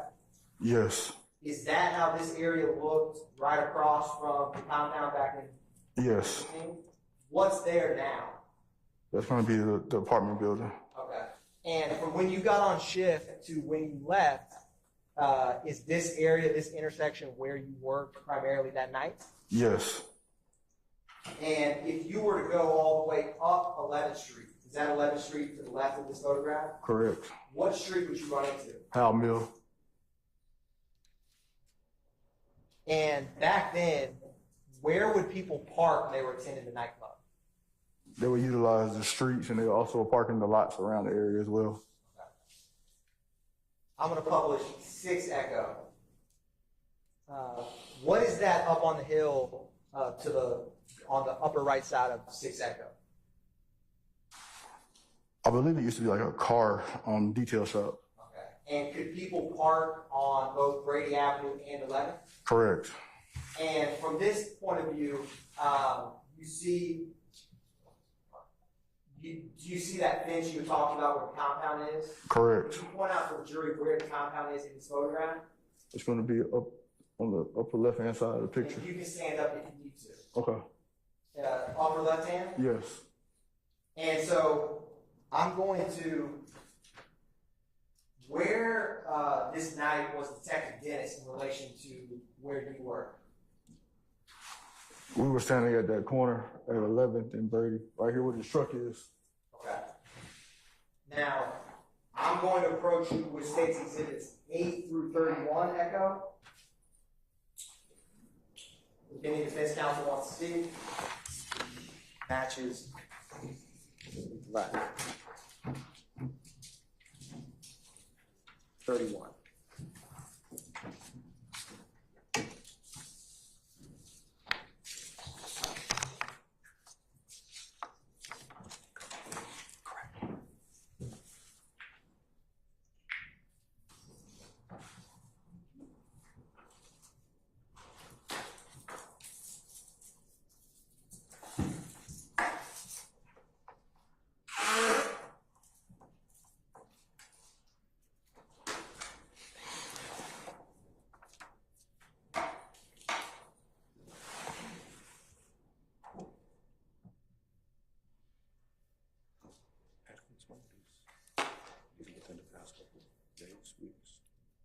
This was no, not.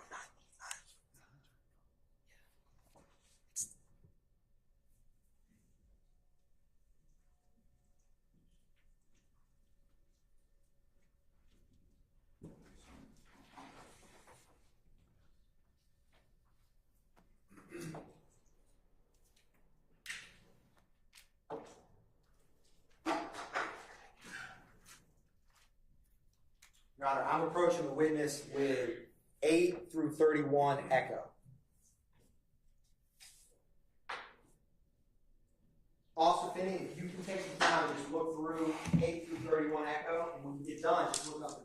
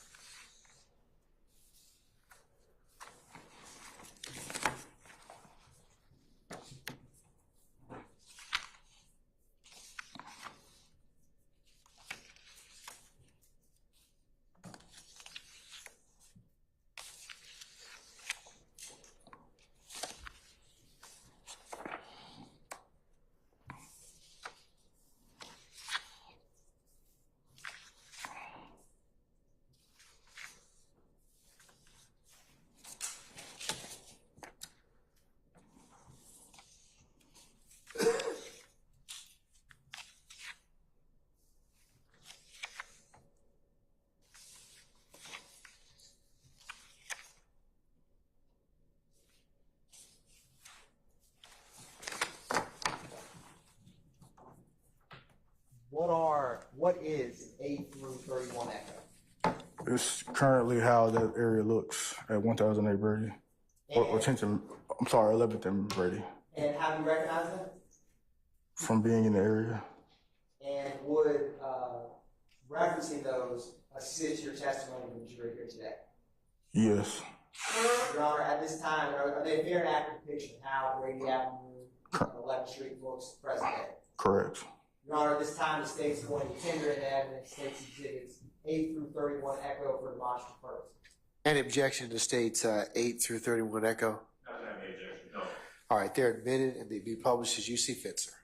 Now, I'm going to jump around a little bit from how those numbers are, but we're going to start with 22 echo. So, you had mentioned Lord Williams having a guest appearance. What is this structure we see in 22 echo? That's going to be one of the entrances to the club. Okay. And you were just discussing, but is this how the area looks present day? Correct. And is that structure, is it any different, or is there any difference from back on the night of April 26, 2015? No, it's still the same. Okay. Now, back then, would this be like the front entrance, the side entrance? What kind of entrance would this be? That'll be the general admission line. Okay. Do you remember how much it was to get in there back then? I have no idea. Okay. Now, you see where there's this, I think is that a bike lane on the roadway? Yes. And you see those cones? Yes. Was that right outside the entrance to the compound back in April 26, 2015? No. What was there? It would be parking and there will also be some gates for the entrance to get into the club. Okay. Now, when you say gates, is this like gates you'd see at like a baseball game, like to tell you where to go, or lines for like a concert? Correct. Okay. So like gates that come up to like your waist? Yes, directional gates, correct. And would you have one line, multiple lines? How would that work? There'll be multiple lines. Okay. And would some cars be able to park on this part of Brady Avenue? Yes.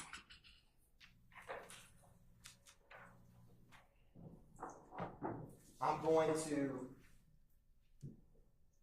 show you 20 echo. Is this another view of the front entrance to the compound? Yes. Now, present day, or I'll say back then, was that fence structure still there? Yes. And can you kind of explain, is the compound, is it an indoor, an outdoor? What is, if you were to walk, if I was to walk right through these doors, what would be behind on the other side? It'd be like a open area for like outside parties during the summertime. Okay. Was there any seating or anything back there? Yes, it was couches outside. And you see those numbers, 1008? Yes. What is that signal? That's the address for 1008 Brady Avenue. Okay. And I'm going to turn to 18 Echo. You see that building back behind the fence, kind of towards the left? Yes. What is that building? That's going to be the actual main part of the compound. Okay. And is this a closer in view of the front entrance to the compound? Correct. Now, will there be security at this part of the compound on April 26th? Correct. Would there be security at that VIP side entrance we talked about earlier? Yes. I'm turning to 24 Echo. Is this another view of looking down Brady Avenue? Yes, that's going to be correct. And is this looking towards, what's the first street you will reach if you were, you see that car come on the side frame? Yeah, so that's going to be the corner of 11th and Brady. So from where you were stationed, how far close were you from the front entrance to the club? Approximately like 20 yards.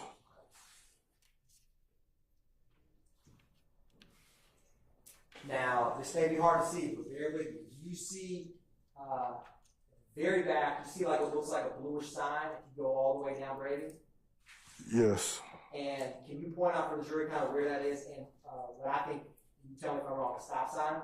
Yes, that's affirmed. That's going to be a stop sign at the intersection of Brady and 10th Street. Okay, so it goes 11th Street, 10th Street? Correct. Turning to 15 Echo, is this that area that you were stationed at that night? Or roughly? It's going to be the general area. Okay. And that's the compound on the right that we were talking about? Yes. Now, back then, you see where it says opium on that building? Yes. What was that, is that part of the compound, or was it back on April 26, 2015? No, it was not part of the compound. Okay. 16E is zoomed in. If someone was coming through this VIP entrance you discussed, where would they go once they walk through that gate right there? There was two doors On the right or left? on the right-hand side. Okay. And where would security personnel be stationed for people entering the compound through this way? Right beyond them gates. Okay.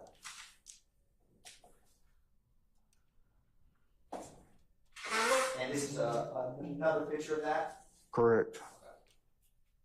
Okay. Now, 8 Echo, do you see where you were stationed that night in 8 Echo? Yes, I was stationed at that stop sign, in the area of the stop sign. So. Now, I want to talk to you about that night.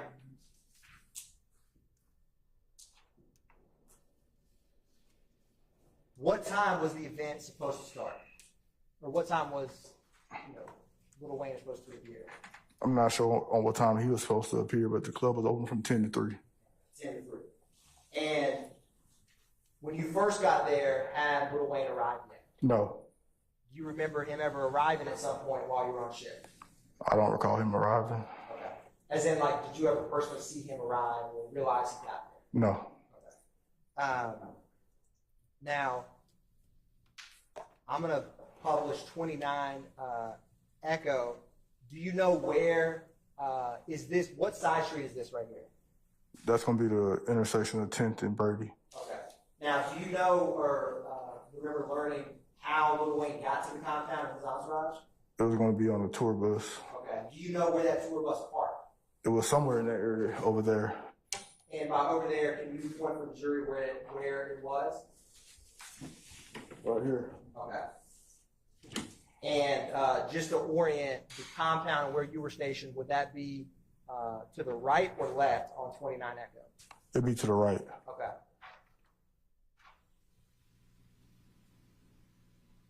And when he got there, for someone to make a guest appearance, what part of the club would he come in? The VIP side. Okay. When he arrived and came in, did you, was there any issues when he got there? No. Okay. Was anyone threatening him or anything when he arrived? Not that I can recall. Okay. Now, where you were stationed, what was the crowd like that night while you were on shift? It was steady busy. It was just a lot going on, but it was calm for the most part. And was it comparative, size-wise, was the crowd average, larger, smaller than normal nights you worked at the compound? It was a little above average. And were people clamoring to get in or jumping over fences? What was it like for people waiting to go inside? Oh, it was calm. Everybody was just trying to basically get inside the club. Okay. But when your shift first started, did you have any issues at the beginning part of the shift with any patrons? No. Did that ever change? Yes. I'm going to publish 11 Echo. Was there ever a part of the night, or can you tell the jury what happened while you were working at corner of 11th Avenue and Brady on April 26th? What happened? Okay. While working that night between, I want to say approximately 2:30, 3 o'clock time frame, we observed a group of males, about 25, 30 males, loitering in the area of 11th and Brady right there. We basically told the male they had to leave. When the artist came out, I guess they got word somehow, not sure how, that he was. I'll state objection. Okay. Now, we're gonna break this down. Right? Gotcha. So, can you show the jury where it was that you first saw this group of 25 to 30 males that you described? It was going to be at the corner of 11th and Brady. Okay. Right up there. And where were you stationed roughly when you first saw them? In the same vicinity. Okay. What first drew your attention to this group of males? Basically, they were just hanging out on the corner, and we saw them, and it was just, it just looked out of, it wasn't ordinary, basically, put like that. Now, do large groups usually appear at the club that time of night? No, What time was it again that the club closed? at 3. Okay. And in that group, was it females, males, a mixture? I just recall males. Okay. And what do you remember them doing, like you first see them? After seeing them, what are they doing? After we initially told them to leave the location, when they started running towards the area where the tour bus was, they were basically just yelling and yelling, basically. And when you say we, was there other APD officers nearby you? Correct. Okay. Now, when you say they were yelling, like, what were they doing? They were just yelling. I'm not exactly 100% sure on what they were yelling as far as all of them, but they was just being basically just going on, ranting and raving, I guess you want to say. Okay. Now, when you all officers approached them, where were you trying to get them to go, or? We were trying to get them to go back towards 11th Street. Okay. What direction were they heading towards? At the time when we tried to get them to go back towards 11th Street, they were going towards 10th Street. Okay. And when you said raining and raving, what makes you say that? Like, what were they doing to? Yeah. Can you explain that a little more? Basically, it was just like, not ranting and raving. No. It was like. I'm going to object. It causes speculation and ask an answer. Your Honor? I will respond. Hold on a second, sir.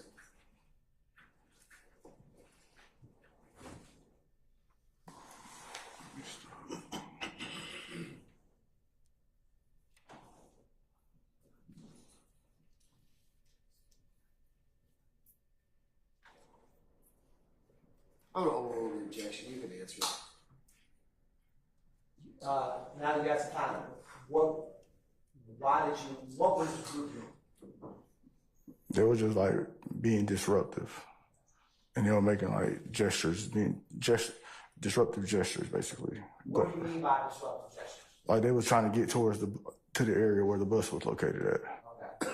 And so looking at 11 Echo, what would the bus, can you kind of describe where the group was directing this to? Like where would the bus be in relation to this photograph? It'll be to your right. Okay. And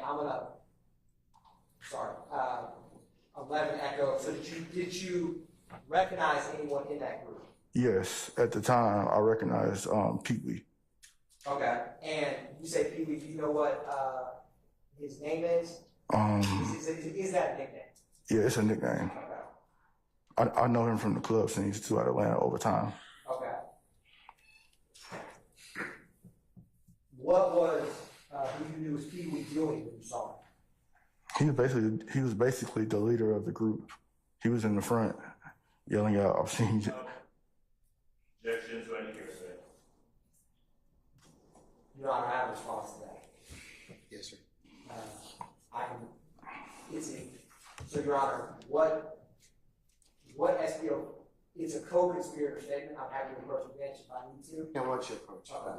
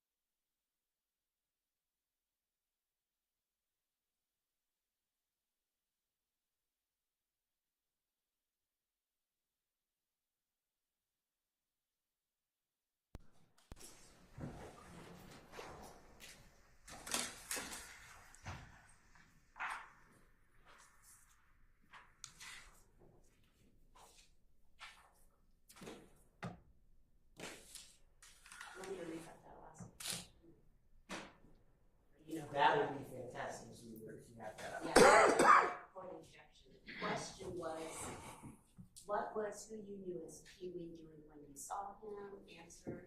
He was basically the leader of the group. He was in the front yelling obscene, and then there was the objection.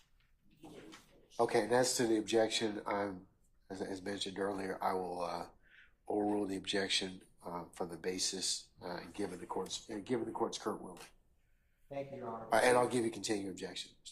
Okay. What did you hear, who you knew as Pee Wee, say when you were right here, on 26th? After we told them to leave and they were going back up towards 11th Street, Pee Wee yelled out, "This is my city, keep fucking around, and we'll spray the bus." And that's when Pee Wee took off running up 11th Street. Now, when you heard that, what did you take it to mean when you said spray the bus? I think he's gonna shoot the bus up. And I want to approach you with one exhibit, 32 Echo.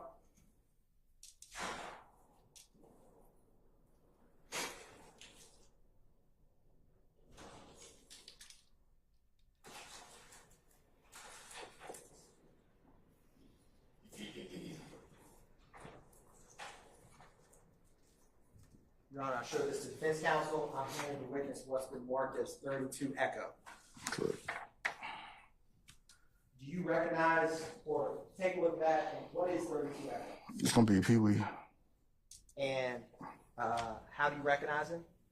from the club scene in Atlanta. Is it a fair and accurate depiction of how he looks? Correct. Your Honor, at this time the statement was to tender and evidence 32 Echo. Any objection to 32 Echo? No, sir. All right, 32 Echoes admitted may be published as you see fit. Thank you, Your Honor. Publishing 32 Echo, is this who you knew as Pee Wee? Correct. Okay. Is his name Jimmy Winfrey? Do you know that? Yes, that's correct. Jimmy Winfrey's. And when he made the statement about spraying the bus, how far away from you was he? Probably about like 10 feet away. Okay. Did he say it quietly, loudly, softly? How did he say it? He yelled it out loud. Was it clear what he said? Yes. When he said it, was there anything concealing who he was, like a mask or anything like that? No.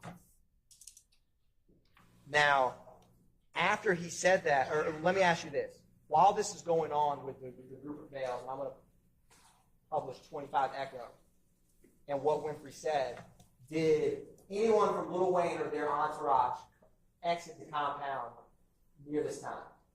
Come outside. Not in front of 11th and Brady, no. Okay. Where would they have come out at? Down by 10th Street. Okay. And when he made that statement, who was he looking towards, or? He was looking towards the corner of 10th and Brady Avenue, excuse me. Okay. When he yelled it out. 10th and Brady, in this photograph, you see where there's that white vehicle kind of down the way? Is that the intersection of 10th and Brady? Yes, that's going to be the area of it. And where this little small cone is that kind of where you would have been? Correct. Okay. Did you know anyone else in the group other than Jimmy Winfrey? No. After hearing that, what did you do? I advised Investigator Dennis what he had just said, but people had took off running up 11th Street at that time. Okay. So I'm going back to 11 Echo. Would he take up running this 11th right here at the left side of the screen? Yes, he ran up towards Howell Mill on 11th Street past that stop sign. Okay. Now, when he took off running, was it slow, fast, a jog? How would you describe it? I don't recall. Okay. What was his demeanor when he made the statement? Was he calm? Was he smiling? Was he sad? Was he angry? What would you describe him when he made the statement?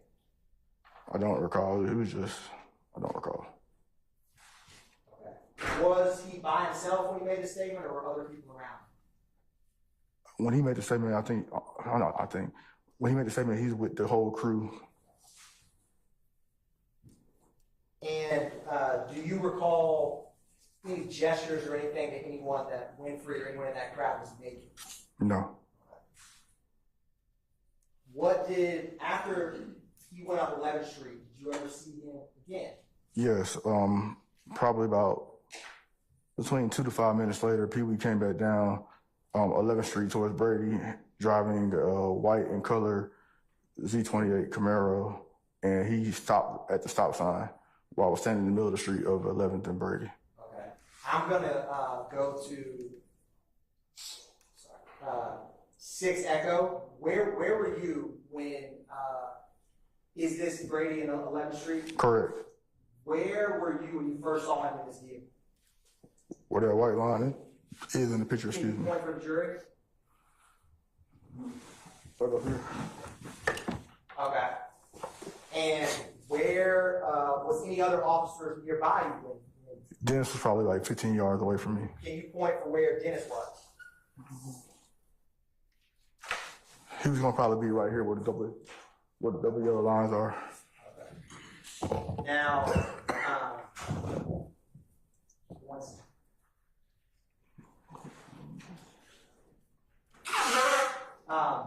I want to also approach you with one more photograph.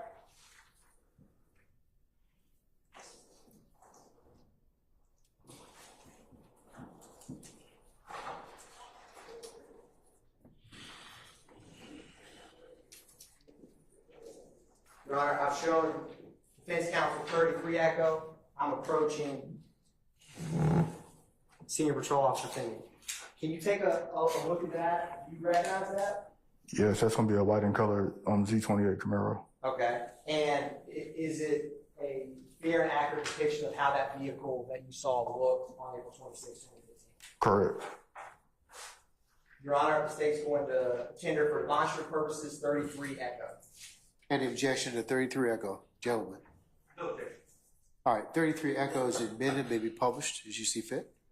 So, SBO Finney, you said, I'm going to use this stick along with you, that, did you say that the car was, where were you, or where was the car when you first saw it? Right there? Okay. I'm going to publish 33 Echo. I'm going to give this back to you. Is that vehicle look like the car that Jay Wintry was in that night when you saw him? Correct. And when you saw him, I'm going to go back to 6 Echo. How much time had passed since he ran up 11th Street when you saw him in that car? Like, was it minutes? Was it hours? It was between 2 to 5 minutes. Okay. And when you saw him, what if I am you? Is the car coming on my right side or left side? I was on the I was standing in the middle of the street, Okay. so I was going to be on the driver's side. Okay. What I'm going to do is, Your Honor, I have what I'm going to mark as 6 Echo Alpha. It is the exact same photograph as what's published on the screen. 6 Echo. I'm going to have SBO draw.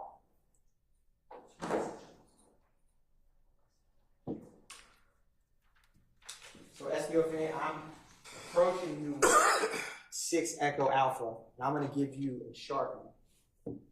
If you could, can you can you kind of annotate on that where you were, where the car was, and where Detective James were?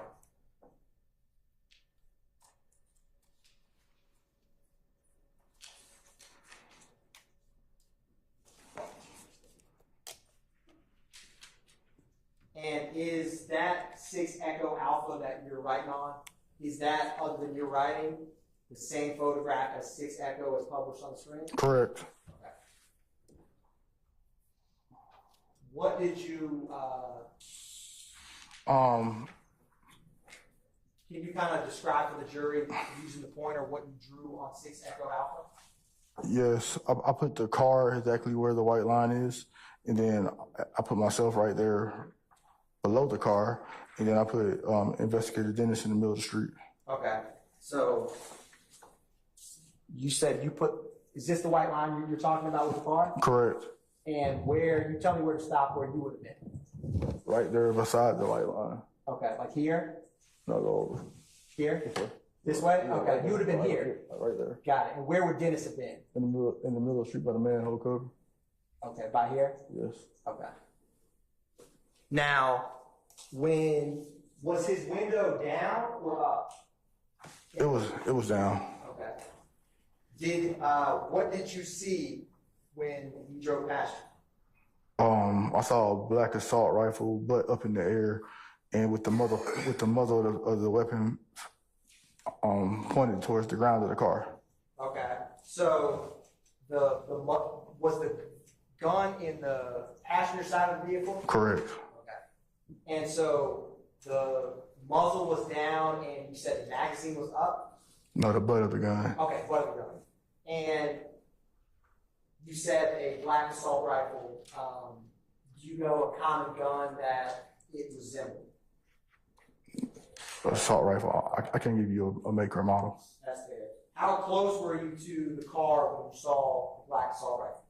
I was right there, like a foot, less than a foot. Okay.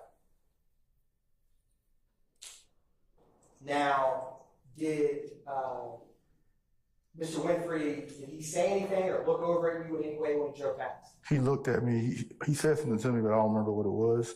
And then once I noticed the gun, I advised Dennis to stop the car, and that's when Pee Wee sped away, going northbound on Brady Avenue towards Howell Mill.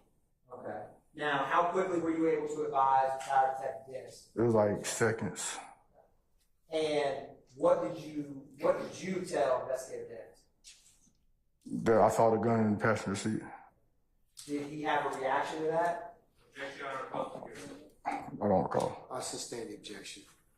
Was there any steps made to try to detain that vehicle that went through the driveway? I don't recall anything else happening. Okay. Now, you said he sped off down Howell Mill. I'm going to show you, this 23 Echo is, you know how we talked about that wooden front entrance to the compound earlier? Yes. Where is that in relation to 23 Echo? Right in front of it. So would it be to the right or left? It'll be to the left. Okay, so you see where that street pole is, kind of on the sidewalk? To the bottom left of the 23 Echo? Yes. Is the compound with the two doors and the wood structure, is that to the left? Yes, it's going to be to the left-hand side of it. And after he drove by you with the assault rifle, he traveled North on Brady. north Yes. down? And does Brady Avenue, as it currently does back then, have this kind of curve around? Correct, and it runs into Howell Mill. Okay. Was he, after he drove by you, was he driving slowly, quickly? He sped off. Okay. And you had testified earlier that present day this area looks a lot different. Was this large apartment complex or building? No, that was not there.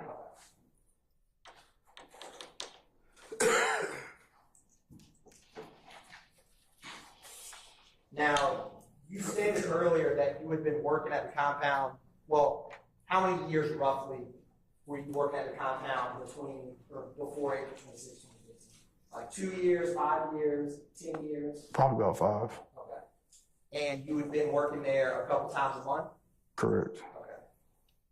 How many times in that span have you ever witnessed someone with an automatic weapon? Never. How many times since working there did you ever hear someone threaten to spray a bus? Never. I sustain the objection. SBO Finney, did you ever write a supplemental report to this afterwards? Yes. How did that come about? After basically 30 days that went by, I was called about the incident, and they advised me to do a supplemental report to what I saw that day, and that's how the report came about. And did you, do you know if Investigator Dennis, did he ever have any involvement with any follow-up with this? I'm not aware. I'm not sure. And have you ever had to write at the compound that you've been working a supplemental report after an extra job you worked there? Objection, relevance. I'll sustain the objection.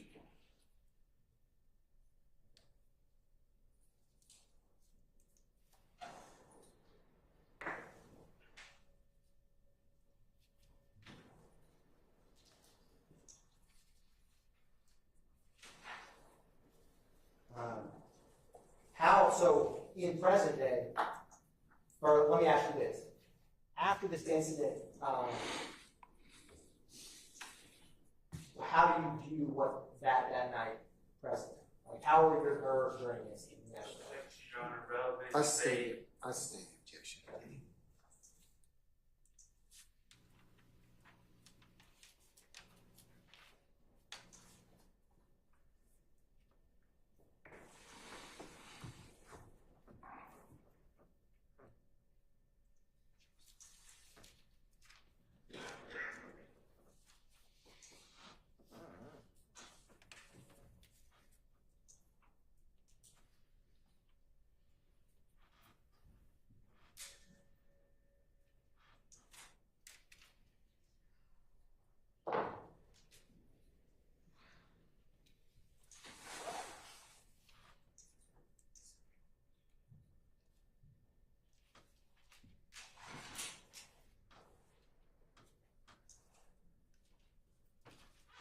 why did this incident stick out in your mind? Objection of relevance. Also affects non-evidence. I state the objection. Do you have some memory of what happened that night at the event? Objection, Your Honor. Bolstering self-serving and he's just testified. Overruled, sir. Yes, I have. I mean, the biggest thing about that whole situation was the gun being in the car and all them guys on the corner on loitering. And other than, compared to other nights you worked at the compound, why does it stick out to you? Because they could have went south if we weren't out there. No further questions at this time. Thank you, Senior Patrol Officer. Ladies and gentlemen, before we have any further examination, how about we take some lunch? Okay, all right.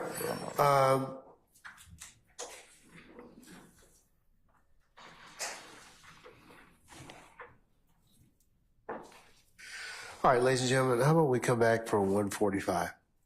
All right, let's do that. We'll be in recess until 1:45, and we'll come and get you and continue with our examination. All right? Okay, all rise.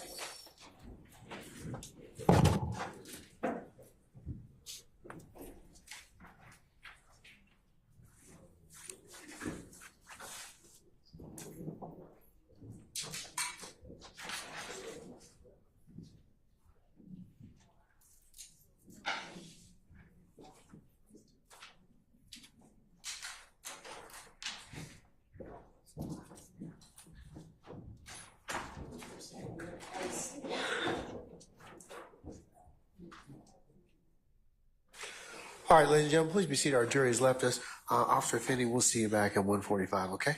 All right, thank you, sir. Don't discuss testimony of anybody except the attorneys in this case, all right? Okay? I'm something I need to, as soon as the witnesses excused. Okay.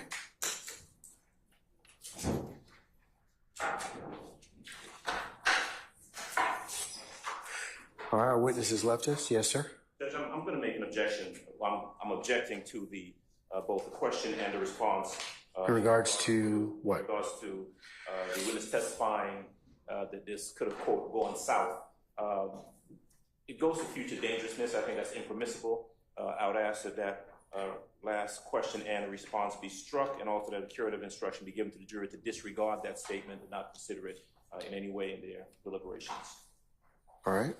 Your Honor, SBO Finney is the sole witness who heard Jimmy Winfrey, to the state's knowledge, make this statement of spraying the bus. Furthermore, he is the witness who saw him with an assault rifle a couple minutes later. So his credibility as the single eyewitness is paramount to if the jury believes that Jimmy Winfrey made that comment and had an assault rifle in that vehicle. There's obviously other evidence, other witnesses that will come about that Jimmy Winfrey in fact did spray up the bus in that vehicle with an assault rifle. But all that aside, his credibility and the reason that the state asked that question is why does it stick out to him 9 years later? And compared to any other night at the compound, what SBO Finney had expressed to me is it stuck out because he realized the seriousness of it. Here's someone make a statement of shooting a bus. He sees that same person a couple minutes later drive by with an assault rifle with the butt up and the muzzle down, driving off quickly, and he knows in present day that the bus was shot. And so his memory of it sticks out more so than just someone who made a threatening gesture at the end of closing time or something like that. It has a different seriousness to it. That's why the state asked it, and that's why the state feels it's relevant. And certainly does not think the curative instruction needs to be asked because the jury ultimately is the fact finder and has to determine its credibility. Mr. Adams, I'm going to overrule your objection, okay? I'll note it for the record. Just on the record, just very quickly, Judge, just a very brief response that it is not relevant.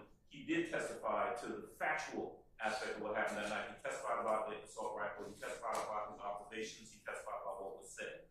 There is no necessity. There's no relevance to the jury hearing this officer's testimony and speculation about the fact that it's, quote, could have gone south. It does, in fact, go to future dangerousness. It doesn't go to future dangerous, sir. I disagree with you about that. I just said, other than in a death penalty case, that type of statement is not relevant, certainly not in this set of circumstances. So I would renew my objection, and I would ask for a curative instruction after his question and statement be struck. All right, I'm going to overrule your objection, sir, and your request. I'll note it for the record, and we'll go ahead and continue the examination of Officer Finney when we get back, okay?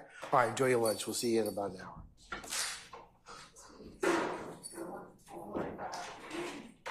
May I approach with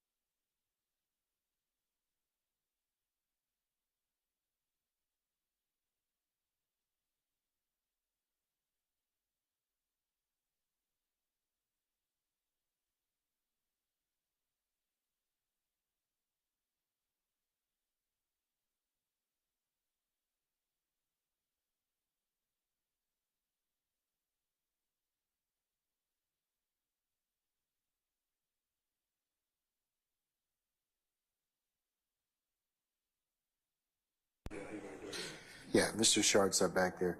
Where's Miss Love? Okay, yeah, since Eddie Atkins is examining the witness anyways. Okay, all right.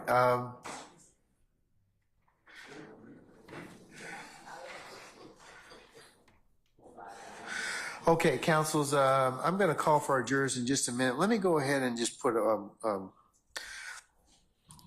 couple things on the record. We had a bench conference, administrative in nature, when we recessed to go for lunch, talking about scheduling. Mr. Matthews and Miss Love were present. Mr. Matthews, I'll let you add anything or delete or recommend any deletions to my message, but we talked about basically the scheduling of witnesses for today, tomorrow, and possibly some hearing some motions, depending upon how the schedule went. Sir, anything else to add? No, Your Honor. All right. I'm going to call for our jurors and just, I need to cover something with them about their pay, which is very important to them. And then at that point in time, we'll call back our witness and continue, okay? All right. So, Sergeant Ingram, if you would summon our jurors, please.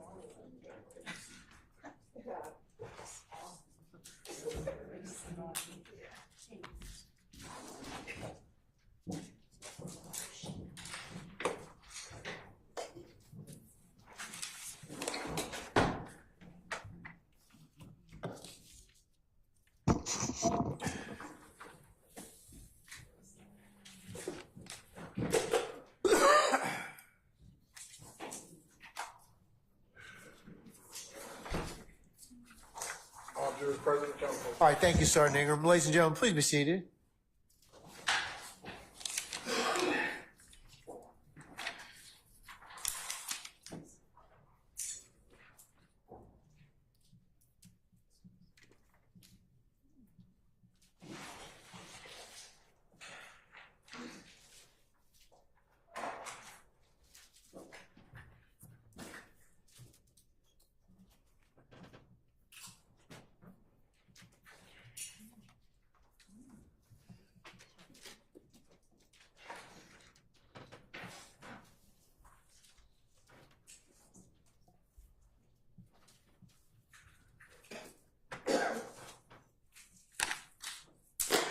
Okay, ladies and gentlemen, before we recall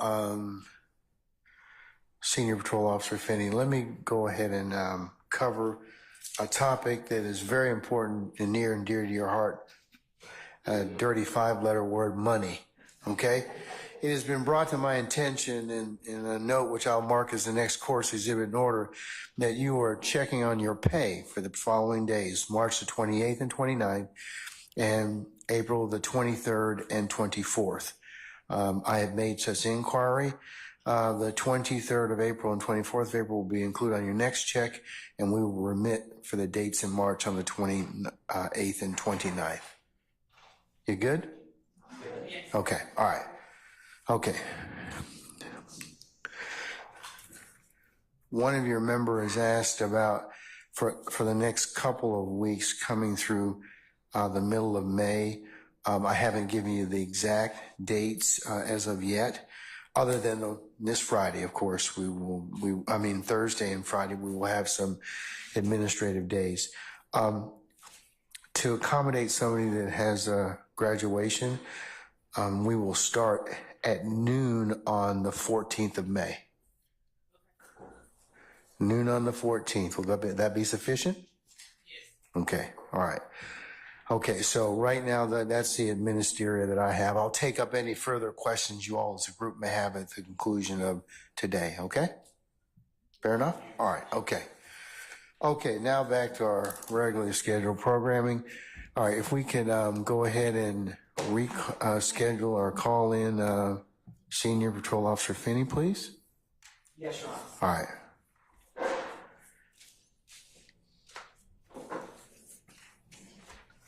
Chris.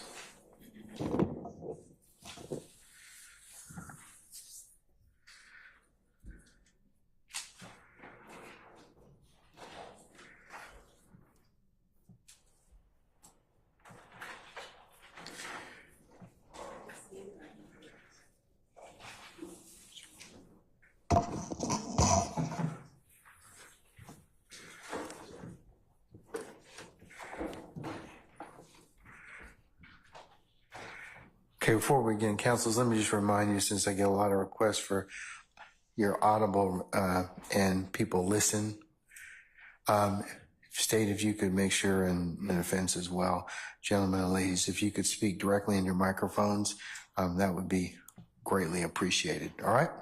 So, Cross. Yes, Mr. Adams, go right ahead, sir.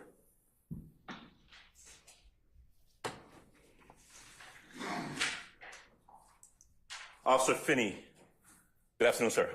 Good afternoon. All right, you can hear me okay, I presume, right? Yes. All right.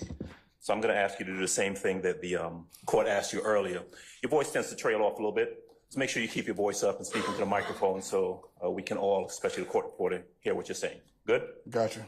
All right. Where to start? You are a police officer with the Atlanta Police Department, right? Correct. You have been with APD for exactly how long? Remind me. 16 years and like 10 months. 16 years, 10 months? Correct. Okay. And you were employed in that capacity back in 2015. Correct. I heard you mention that you worked in the Cleveland Avenue area at some point. No. No? I worked at an alternative school on Forest Hills Drive. Okay. All right. What zone is that? Zone 3. Zone 3. Okay. And you were what they call an SRO, a school resource officer. Correct. If I heard you correctly, you were tasked with, of course, providing law enforcement services to the school, right? Correct. You had an opportunity to interact with the kids at that school, right? Correct. A lot of the kids you had the opportunity to talk to just about any difficulties they had at school and any law enforcement concerns there in the area. True? Correct. You would talk to them about gangs, things like that. Correct. And if I heard you correctly, one of the things you said is that, the kids were interested and you would talk to them about, staying straight, getting out of the area or getting out of that area. Is that what I heard you say? Getting out of that school. Getting out of that school. It's a tough area, right? The school? Yeah. I mean, it's an alternative school. Okay. It's an alternative school because kids go there if they've gotten into trouble at their main school. They go to the alternative school. Is that right? Correct. All right. Now, in addition to working as an Atlanta Police Department officer, you also worked extra jobs, right? Correct. Some of those, as I think I wrote, is that you'd work at clubs. Correct. You worked at the Dome. Correct. And when you're working there, you work as security, but you're still in APD uniform, right? I work as a police officer. Yeah, are you assigned there as a police officer? When you say it's an extra job, you're not working as an employee of APD, but you are still a law enforcement officer, right? Correct. Okay. And so you would have the same responsibilities as if you were working for APD, right? Correct. I mean, you still have to observe, keep people safe, that sort of thing, right? Correct. And sometimes those two things overlap in that if you were to make an arrest, for example, at one of your extra jobs, that would be something that you end up investigating or maybe even testifying as in your capacity as an Atlanta Police Department officer, right? Correct. Okay. So the compound. Compound is a club that you were working at, and you were working as security, right? As a police officer, yes. Right. Okay. Let me not make sure it's not confused. You're a police officer, but you were working there in an overtime or extra job capacity. Is that fair? Yes. Okay. Still a police officer, right? Correct. All right. Still charged with enforcing the law, right? Correct. Still utilizing some of your training that you've received as a police officer. Correct. Right. Observing. Correct. Right. Identifying potential dangers or threats and that sort of thing, right? Mm-hmm. Yes? Yes. Identifying suspicious behavior, right? Correct. And acting on it. Correct. All right. And so in this case, the compound on April the 26th of 2015, was that the first time that you worked at a compound, or you worked there before? Worked there before. Okay, so you're familiar with it. Correct. You're familiar with kind of the traffic and the crowds and that sort of thing, right? Correct. Okay. So, and by the way, you know that I represent Jeffery Williams, right? Okay. Do you know Jeffery Williams? No. Okay. Had you ever seen him at any of the clubs or venues that you did security at? Yes. Okay. So you know who he is, right? Yes, as an artist. Right. And back in 2015, you knew him. I don't know if you knew him as Jeffery Williams. You certainly knew he was Young Thug, a rapper, a performer, right? Correct. Okay. And you'd seen him in that capacity, true? Correct. Right. Had you ever seen him at the compound? I don't recall. Okay. So you're working at the compound on the night of April the 26th, and I heard you say that you knew that the artist Lil Wayne was supposed to be at the club that night. Correct. He was going to do what they call he was making an appearance. Sometimes they call it doing a walkthrough, right? Correct. Okay. There wasn't anything specifically, unusual about that. Other artists had done that at the compound before, correct? Yes. All right. You didn't see when Lil Wayne got there. No. You know that there's an area where the tour bus, a bus or whatever's bringing them there to the club would park, and they'd come in through the VIP. Correct. Okay. And if I heard you correctly, I don't remember what time you said you got there, maybe between 10 and 11. Is that about right? Yes. Okay. So you get there between 10 and 11, and it's about 2 o'clock, 2:30, when what you've testified to about, this commotion, that's when everything kind of goes down, right? Correct. Right. One of the people that you saw outside is someone that you've identified as him as Pee Wee. Yes. Jimmy Winfrey, right? Yes. All right. Now, am I correct that you don't know him personally? You all don't hang out or anything like that? No. You just know him from other entertainment venues you've seen him at? Just being around the clubs, yes. The club scene. All right. Would I be correct in that you've seen him at other clubs, other locations on different occasions before then? Seen him at the compound before, yes. Okay. He'd been to the compound before too? Yes. Okay.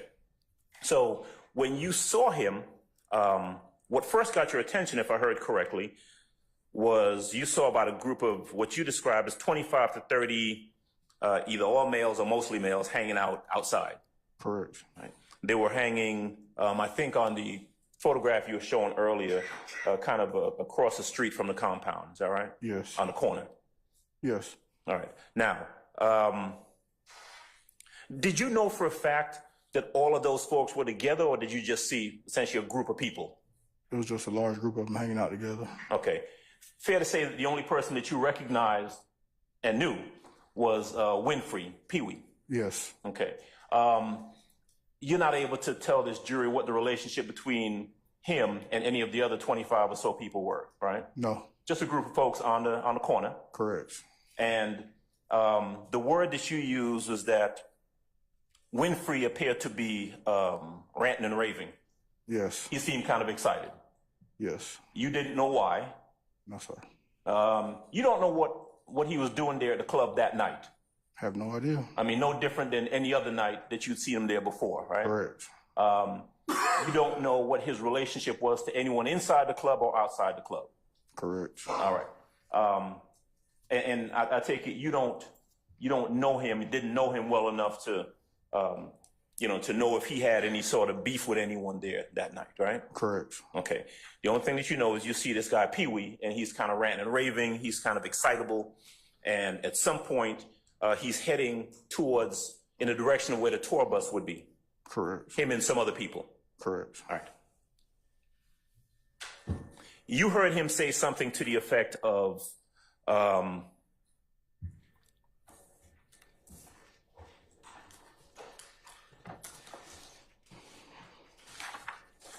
this my city, keep fucking around, I'll spray the bus. Correct. Now, there's a small difference, but I want to make sure we're accurate here. Because earlier when you were testifying for the state, right, you were asked a question about whether he said, keep fucking around and we'll spray the tour bus. Remember testifying to that earlier? I don't recall. Okay. Would I be correct, though, that what you told your superiors and other folks when you wrote a report is that Winfrey said something to the effect of, this my city, keep fucking around and I'll spray the bus. Correct. All right. He was talking about himself. All right. Correct, I guess. Right. I mean, if you say I as opposed to we. Yeah. Okay. You didn't know why he was saying that. I have no idea. You don't know what his beef was or who he had any sort of beef with. No, sir. Okay. He wasn't interacting with anyone on the tour bus or at the tour bus at that time when he said that, was he? No, he was away from the tour bus. He was away from the tour bus. Okay. Was he saying it to anybody in particular? I'm not. It was an out loud statement. Just kind of. It was a yell statement. Correct. Okay. And although there were other people around him, they didn't seem to be, I don't want to say acquiesce. I mean, they weren't egging him on or anything like that. He was just out there talking. I don't know what anybody else was doing out there. All right. Nobody throwing up any signs or anything like that. I have no idea what anybody else was doing out there. Well, you didn't see Correct. anyone doing anything No, like sir. that. Okay. All right. He was looking in the direction of 10th and Brady. Is that what you said? Yes, sir. Okay. He takes off running somewhere, right? Up 11th Street. Up 11th Street. And then about 2 to 5 minutes later, you see him come driving back down the street in a white vehicle. Yes, sir. And as he passes or comes, did he stop at a stop sign? Yes. All right. Stops at a stop sign, and you see inside of the car, and you see an assault rifle, an assault gun of some sort that's in the front of the vehicle, right? Correct. Like on the passenger side seat? Yes. Okay. The stock or the back portion of it standing up? Yes. Okay. He's in the car by himself? Yes. Okay. Nobody else appears to be following him? I'm not aware. Okay. He's in the car. You head towards the car, and then he takes off. Correct. Okay. Doesn't say anything that you hear. No. Okay. You don't know where he's going. I have no idea. Don't know what he was doing. Don't know why he was doing whatever the heck it was he was doing, right? Correct. All right.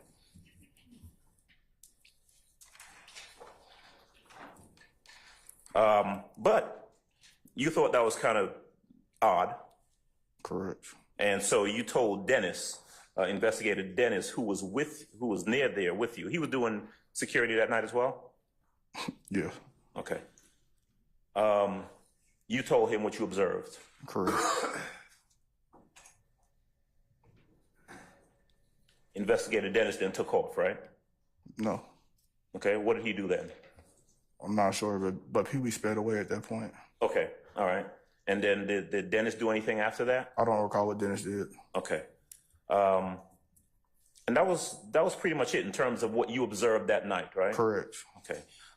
You did not have any further involvement in anything that happened after that? No. You don't know anything that happened after that? Correct. If anything happened, you don't know why it happened after that? Correct. Okay. And so the only person that you're really able to tell this jury anything about is what Jimmy Winfrey, what you observed him do that night? Correct. Okay.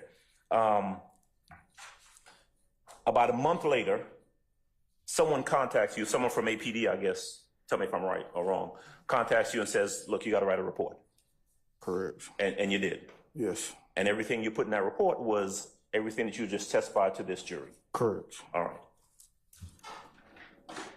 You never saw Dwayne Carter, Lil Wayne, that night? No.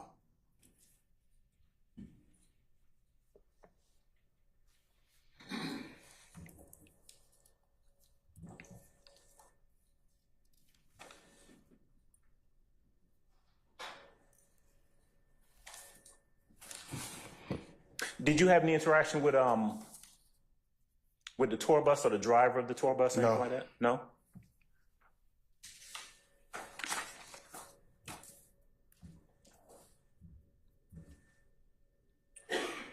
All right. And when you said earlier that this guy Pee-wee, Jimmy Winfrey, seemed like he was leading the group, I presume what you're saying is that he was in front of the group. He was like the main one. Correct. Okay. You didn't see him telling anybody else to do anything, did you? No.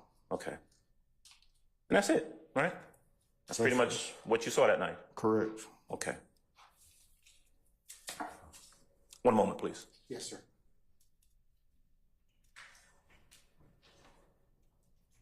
All right. Thank you, Judge. That's all. All right. You have the floor. All right, Mr. Sharp. Thank you, Your Honor.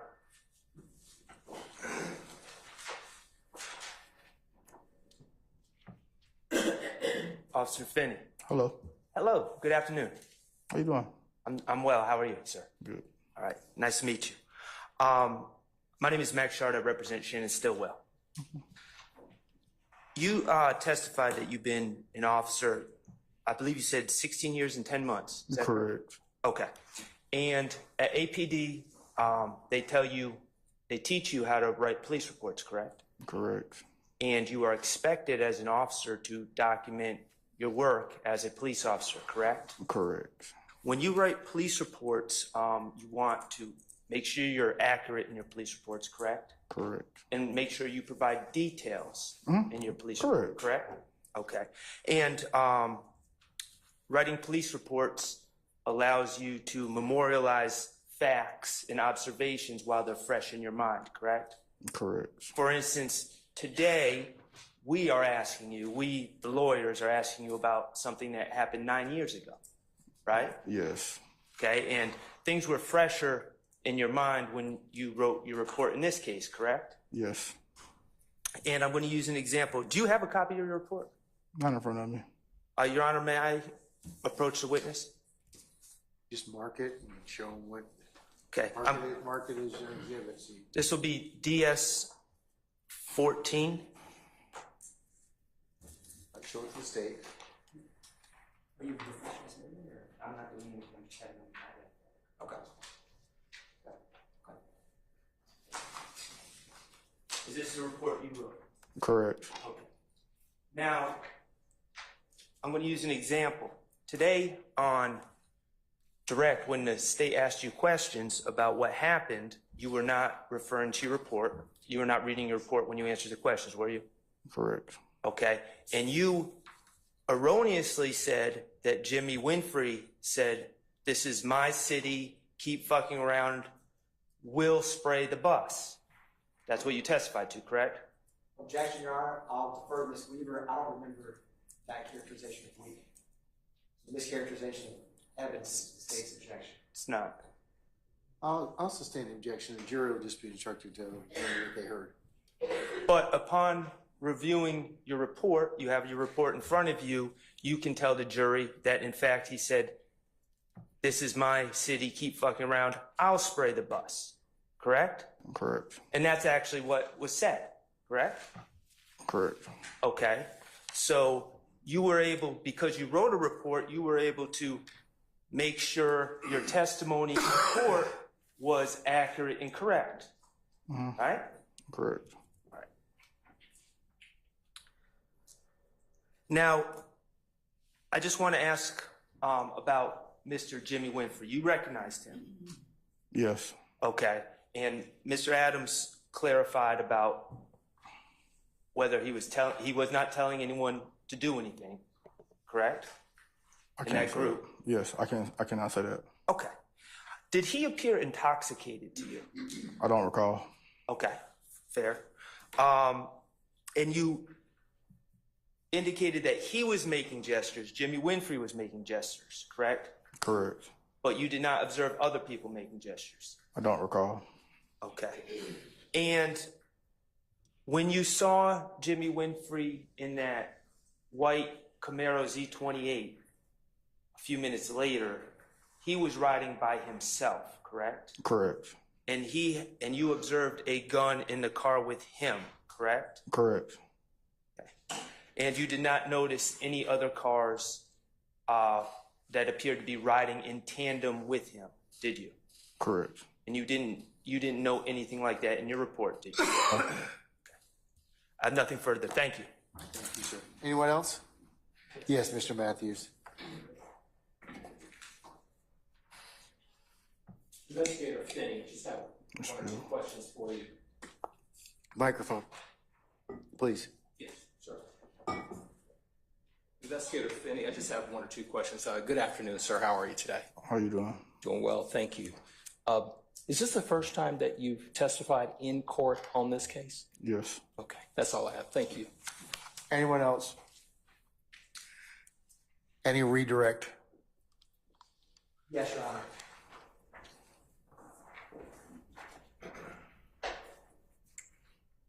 SPO Finney, there were some questions on cross about Jimmy Winfrey in relation to the group. Do you remember that? Yes.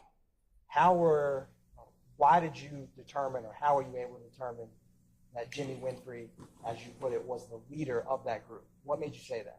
He was standing out. Basically, he was in the front of them, and when he moved, they moved behind him. And when you saw Jimmy Winfrey, remember there was testimony about you previously had seen him at the compound? When you saw him those previous times, was he with a large entourage? I don't recall. Okay. And when you saw him any previous times, did he make any similar statements like you heard him make on April 26, 2015? No. If you go up 11th Street, is there any spot where you could park your car up there? Yes. And there was some testimony on cross about who did he make this comment towards. Do you recall that? Yes. Was there any other tour buses other than the tour buses with Lil Wayne in that vicinity when he made the comment to spread the buck? No. And do you remember there's some questions about what he was doing before or after, or what his interaction was with people in the group? Correct. Do you know who he spoke with before you saw him outside the compound that night? No. Do you know who he spoke with after? No.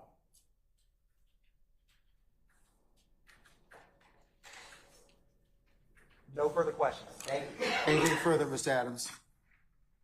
No, sir. Mr. Sharp? No, thank you. All right, may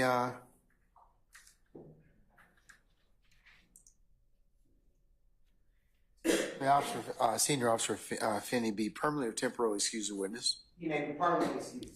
All right, Officer Finney, I'm going to permanently excuse you as a witness. Thank you for being patient with us today. You're free to go about your usual duties and navigation. Just don't discuss your testimony with anybody except the attorneys in this case, okay? Yes, sir. Thank you, sir. Sure.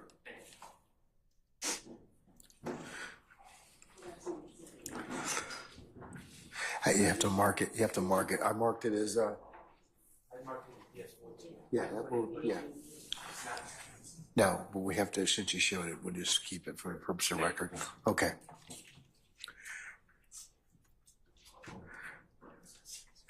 All right. State, call your next witness. Yes, Your Honor. The state calls Ms. Sharon Latner to the stand. All right, some of Ms. Latner's, please.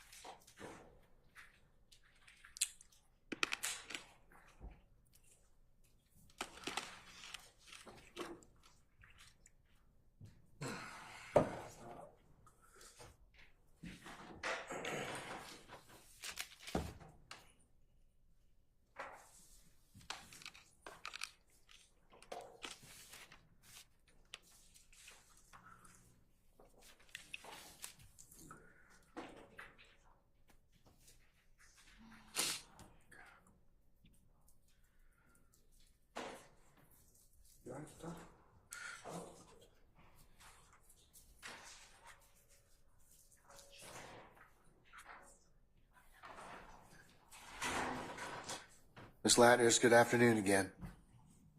Madam, if you could please approach the witness stand. Turn and face Sergeant Ingram sworn as a witness again, please.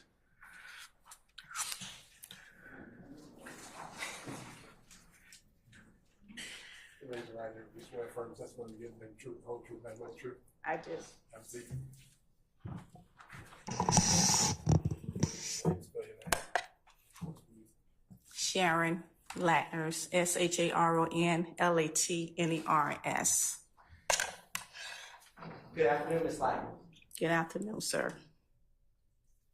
I'm approaching Ms. Latner's with what's been marked as State's Exhibit 2 Echo Alpha, 2 Echo Bravo, and 2 Echo Charlie.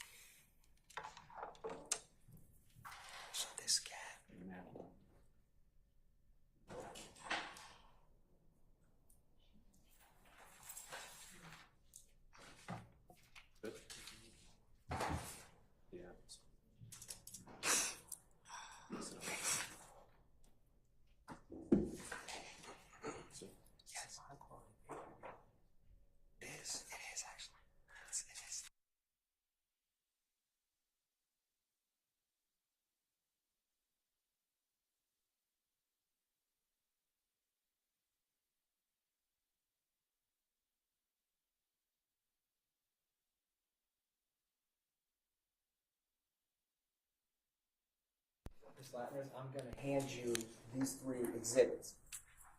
If you take a moment, Ms. Latner, just to look over those, and when you are ready, just look up again.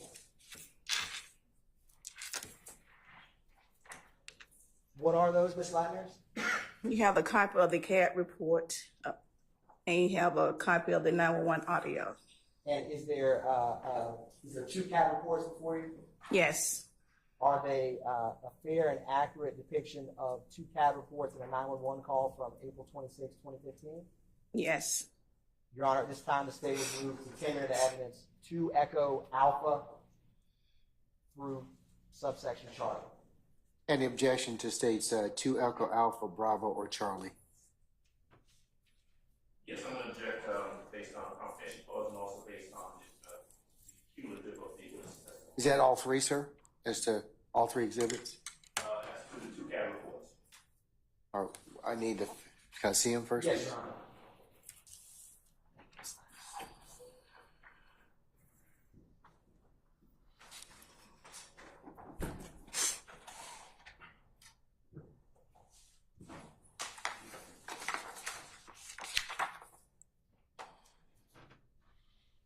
Mr. Adams, from the 2 CAD reports are 2 Echo Alpha and Bravo. Is that correct?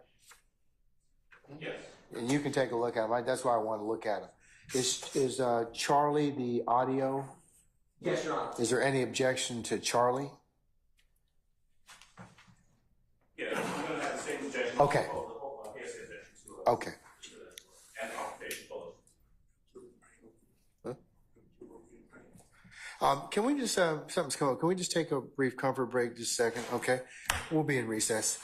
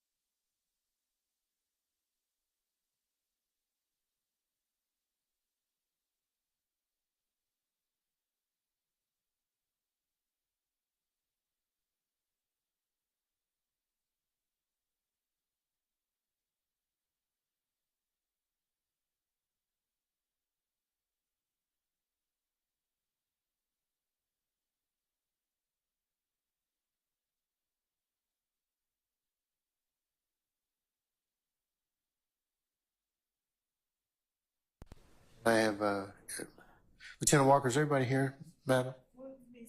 Who are we missing? That's everybody, Your Honor. All right, councilors, just make sure, do we have everybody on? Check your neighbors, make sure we have everybody. Okay, all right. You ready for the jurors, Your Honor? Yeah, not quite yet.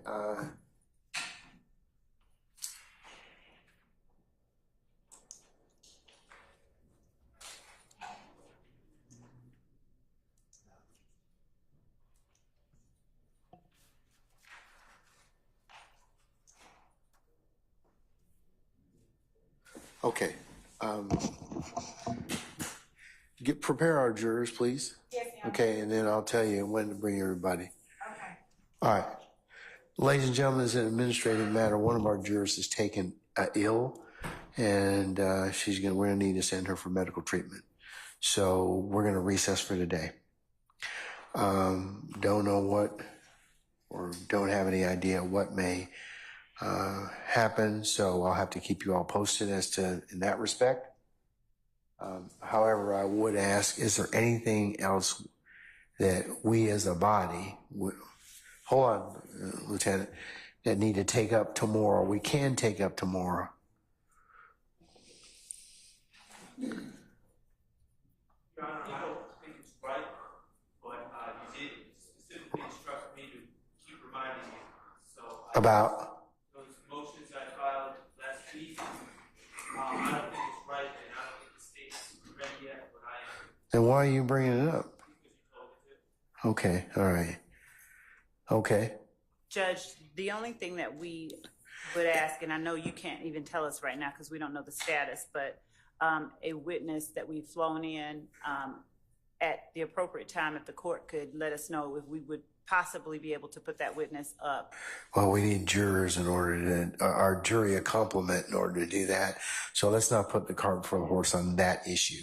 I know we did discuss that, and that was something that Mr. Matthews and the court and Ms. Love had a conversation in regards to. That was before our jury took ill. Is that correct, Mr. Matthews?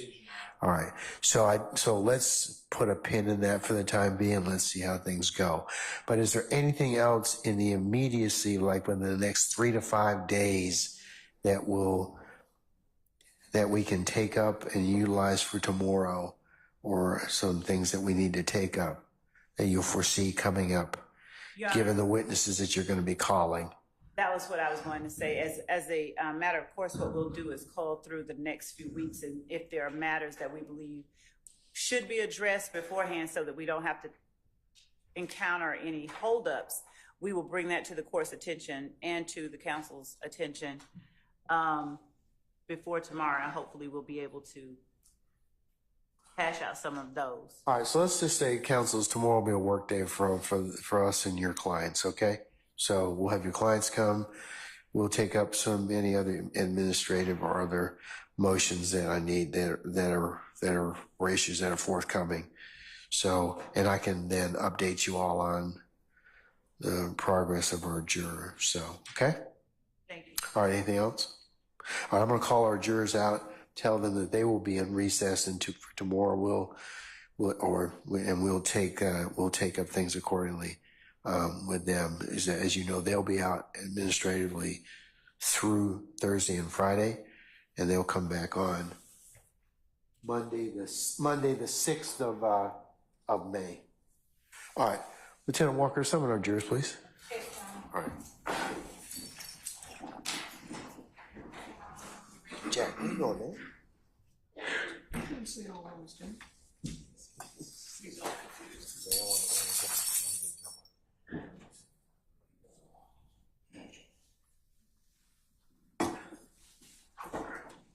All right, for the jury.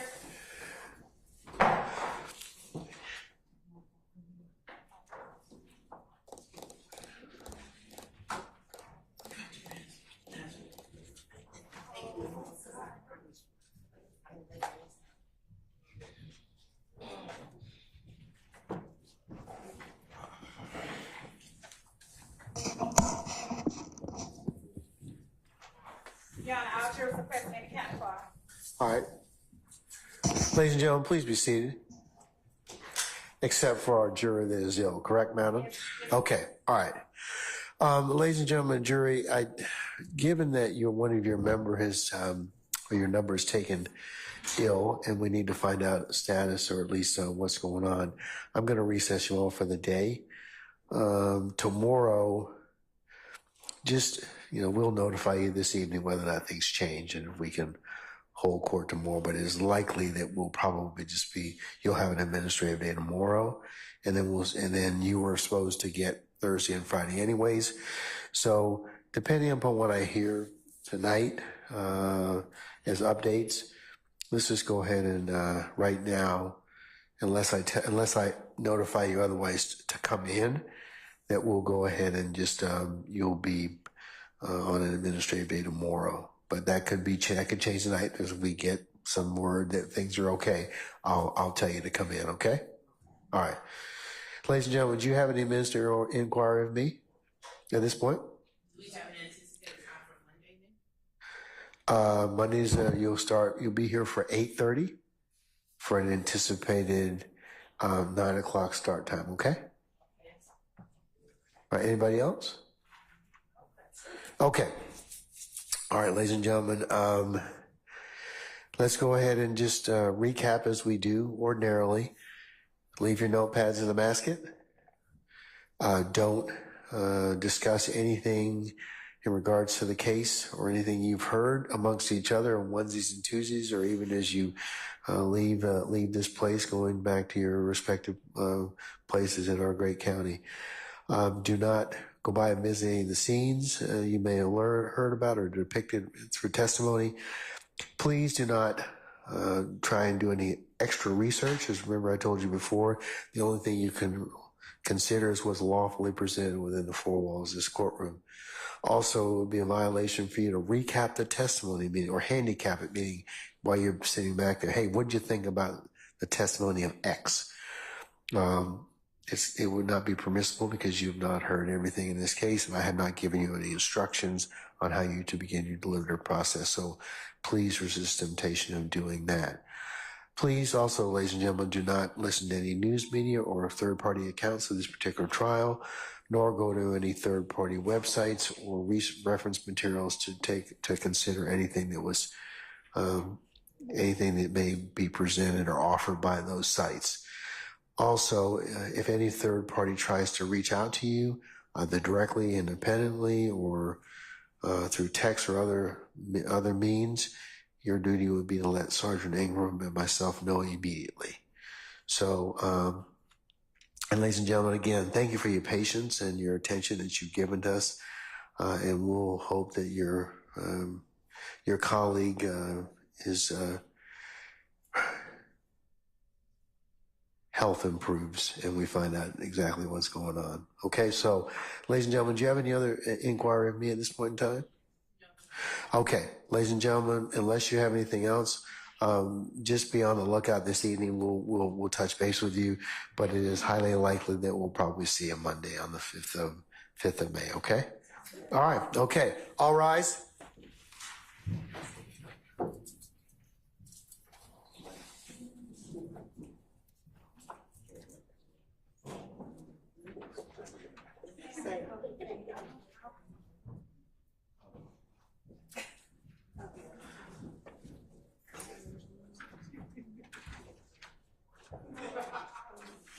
All right, ladies and gentlemen, please be seated. Ms. Latners, can we have her come back in for a second?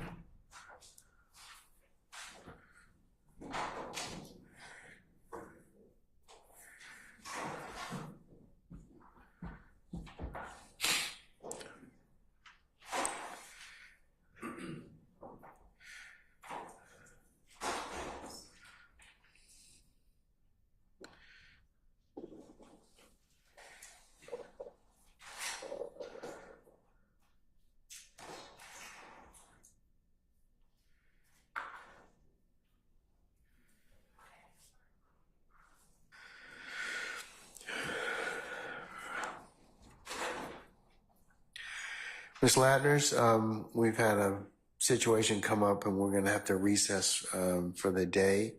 We'll let you know whether or not I'm going to need you tomorrow, or whether or not you'll need to come back on Monday, the 5th of May, okay?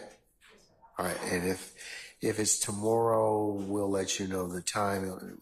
If it's not till Monday the 5th, I'll need you to report for 8:45, okay? All right, and don't discuss your testimony with anybody except the attorneys in this case, okay? All right, thank you, madam.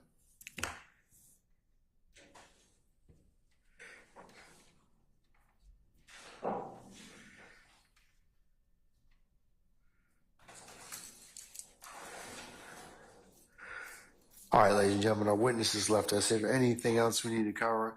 I'll have you all report tomorrow morning.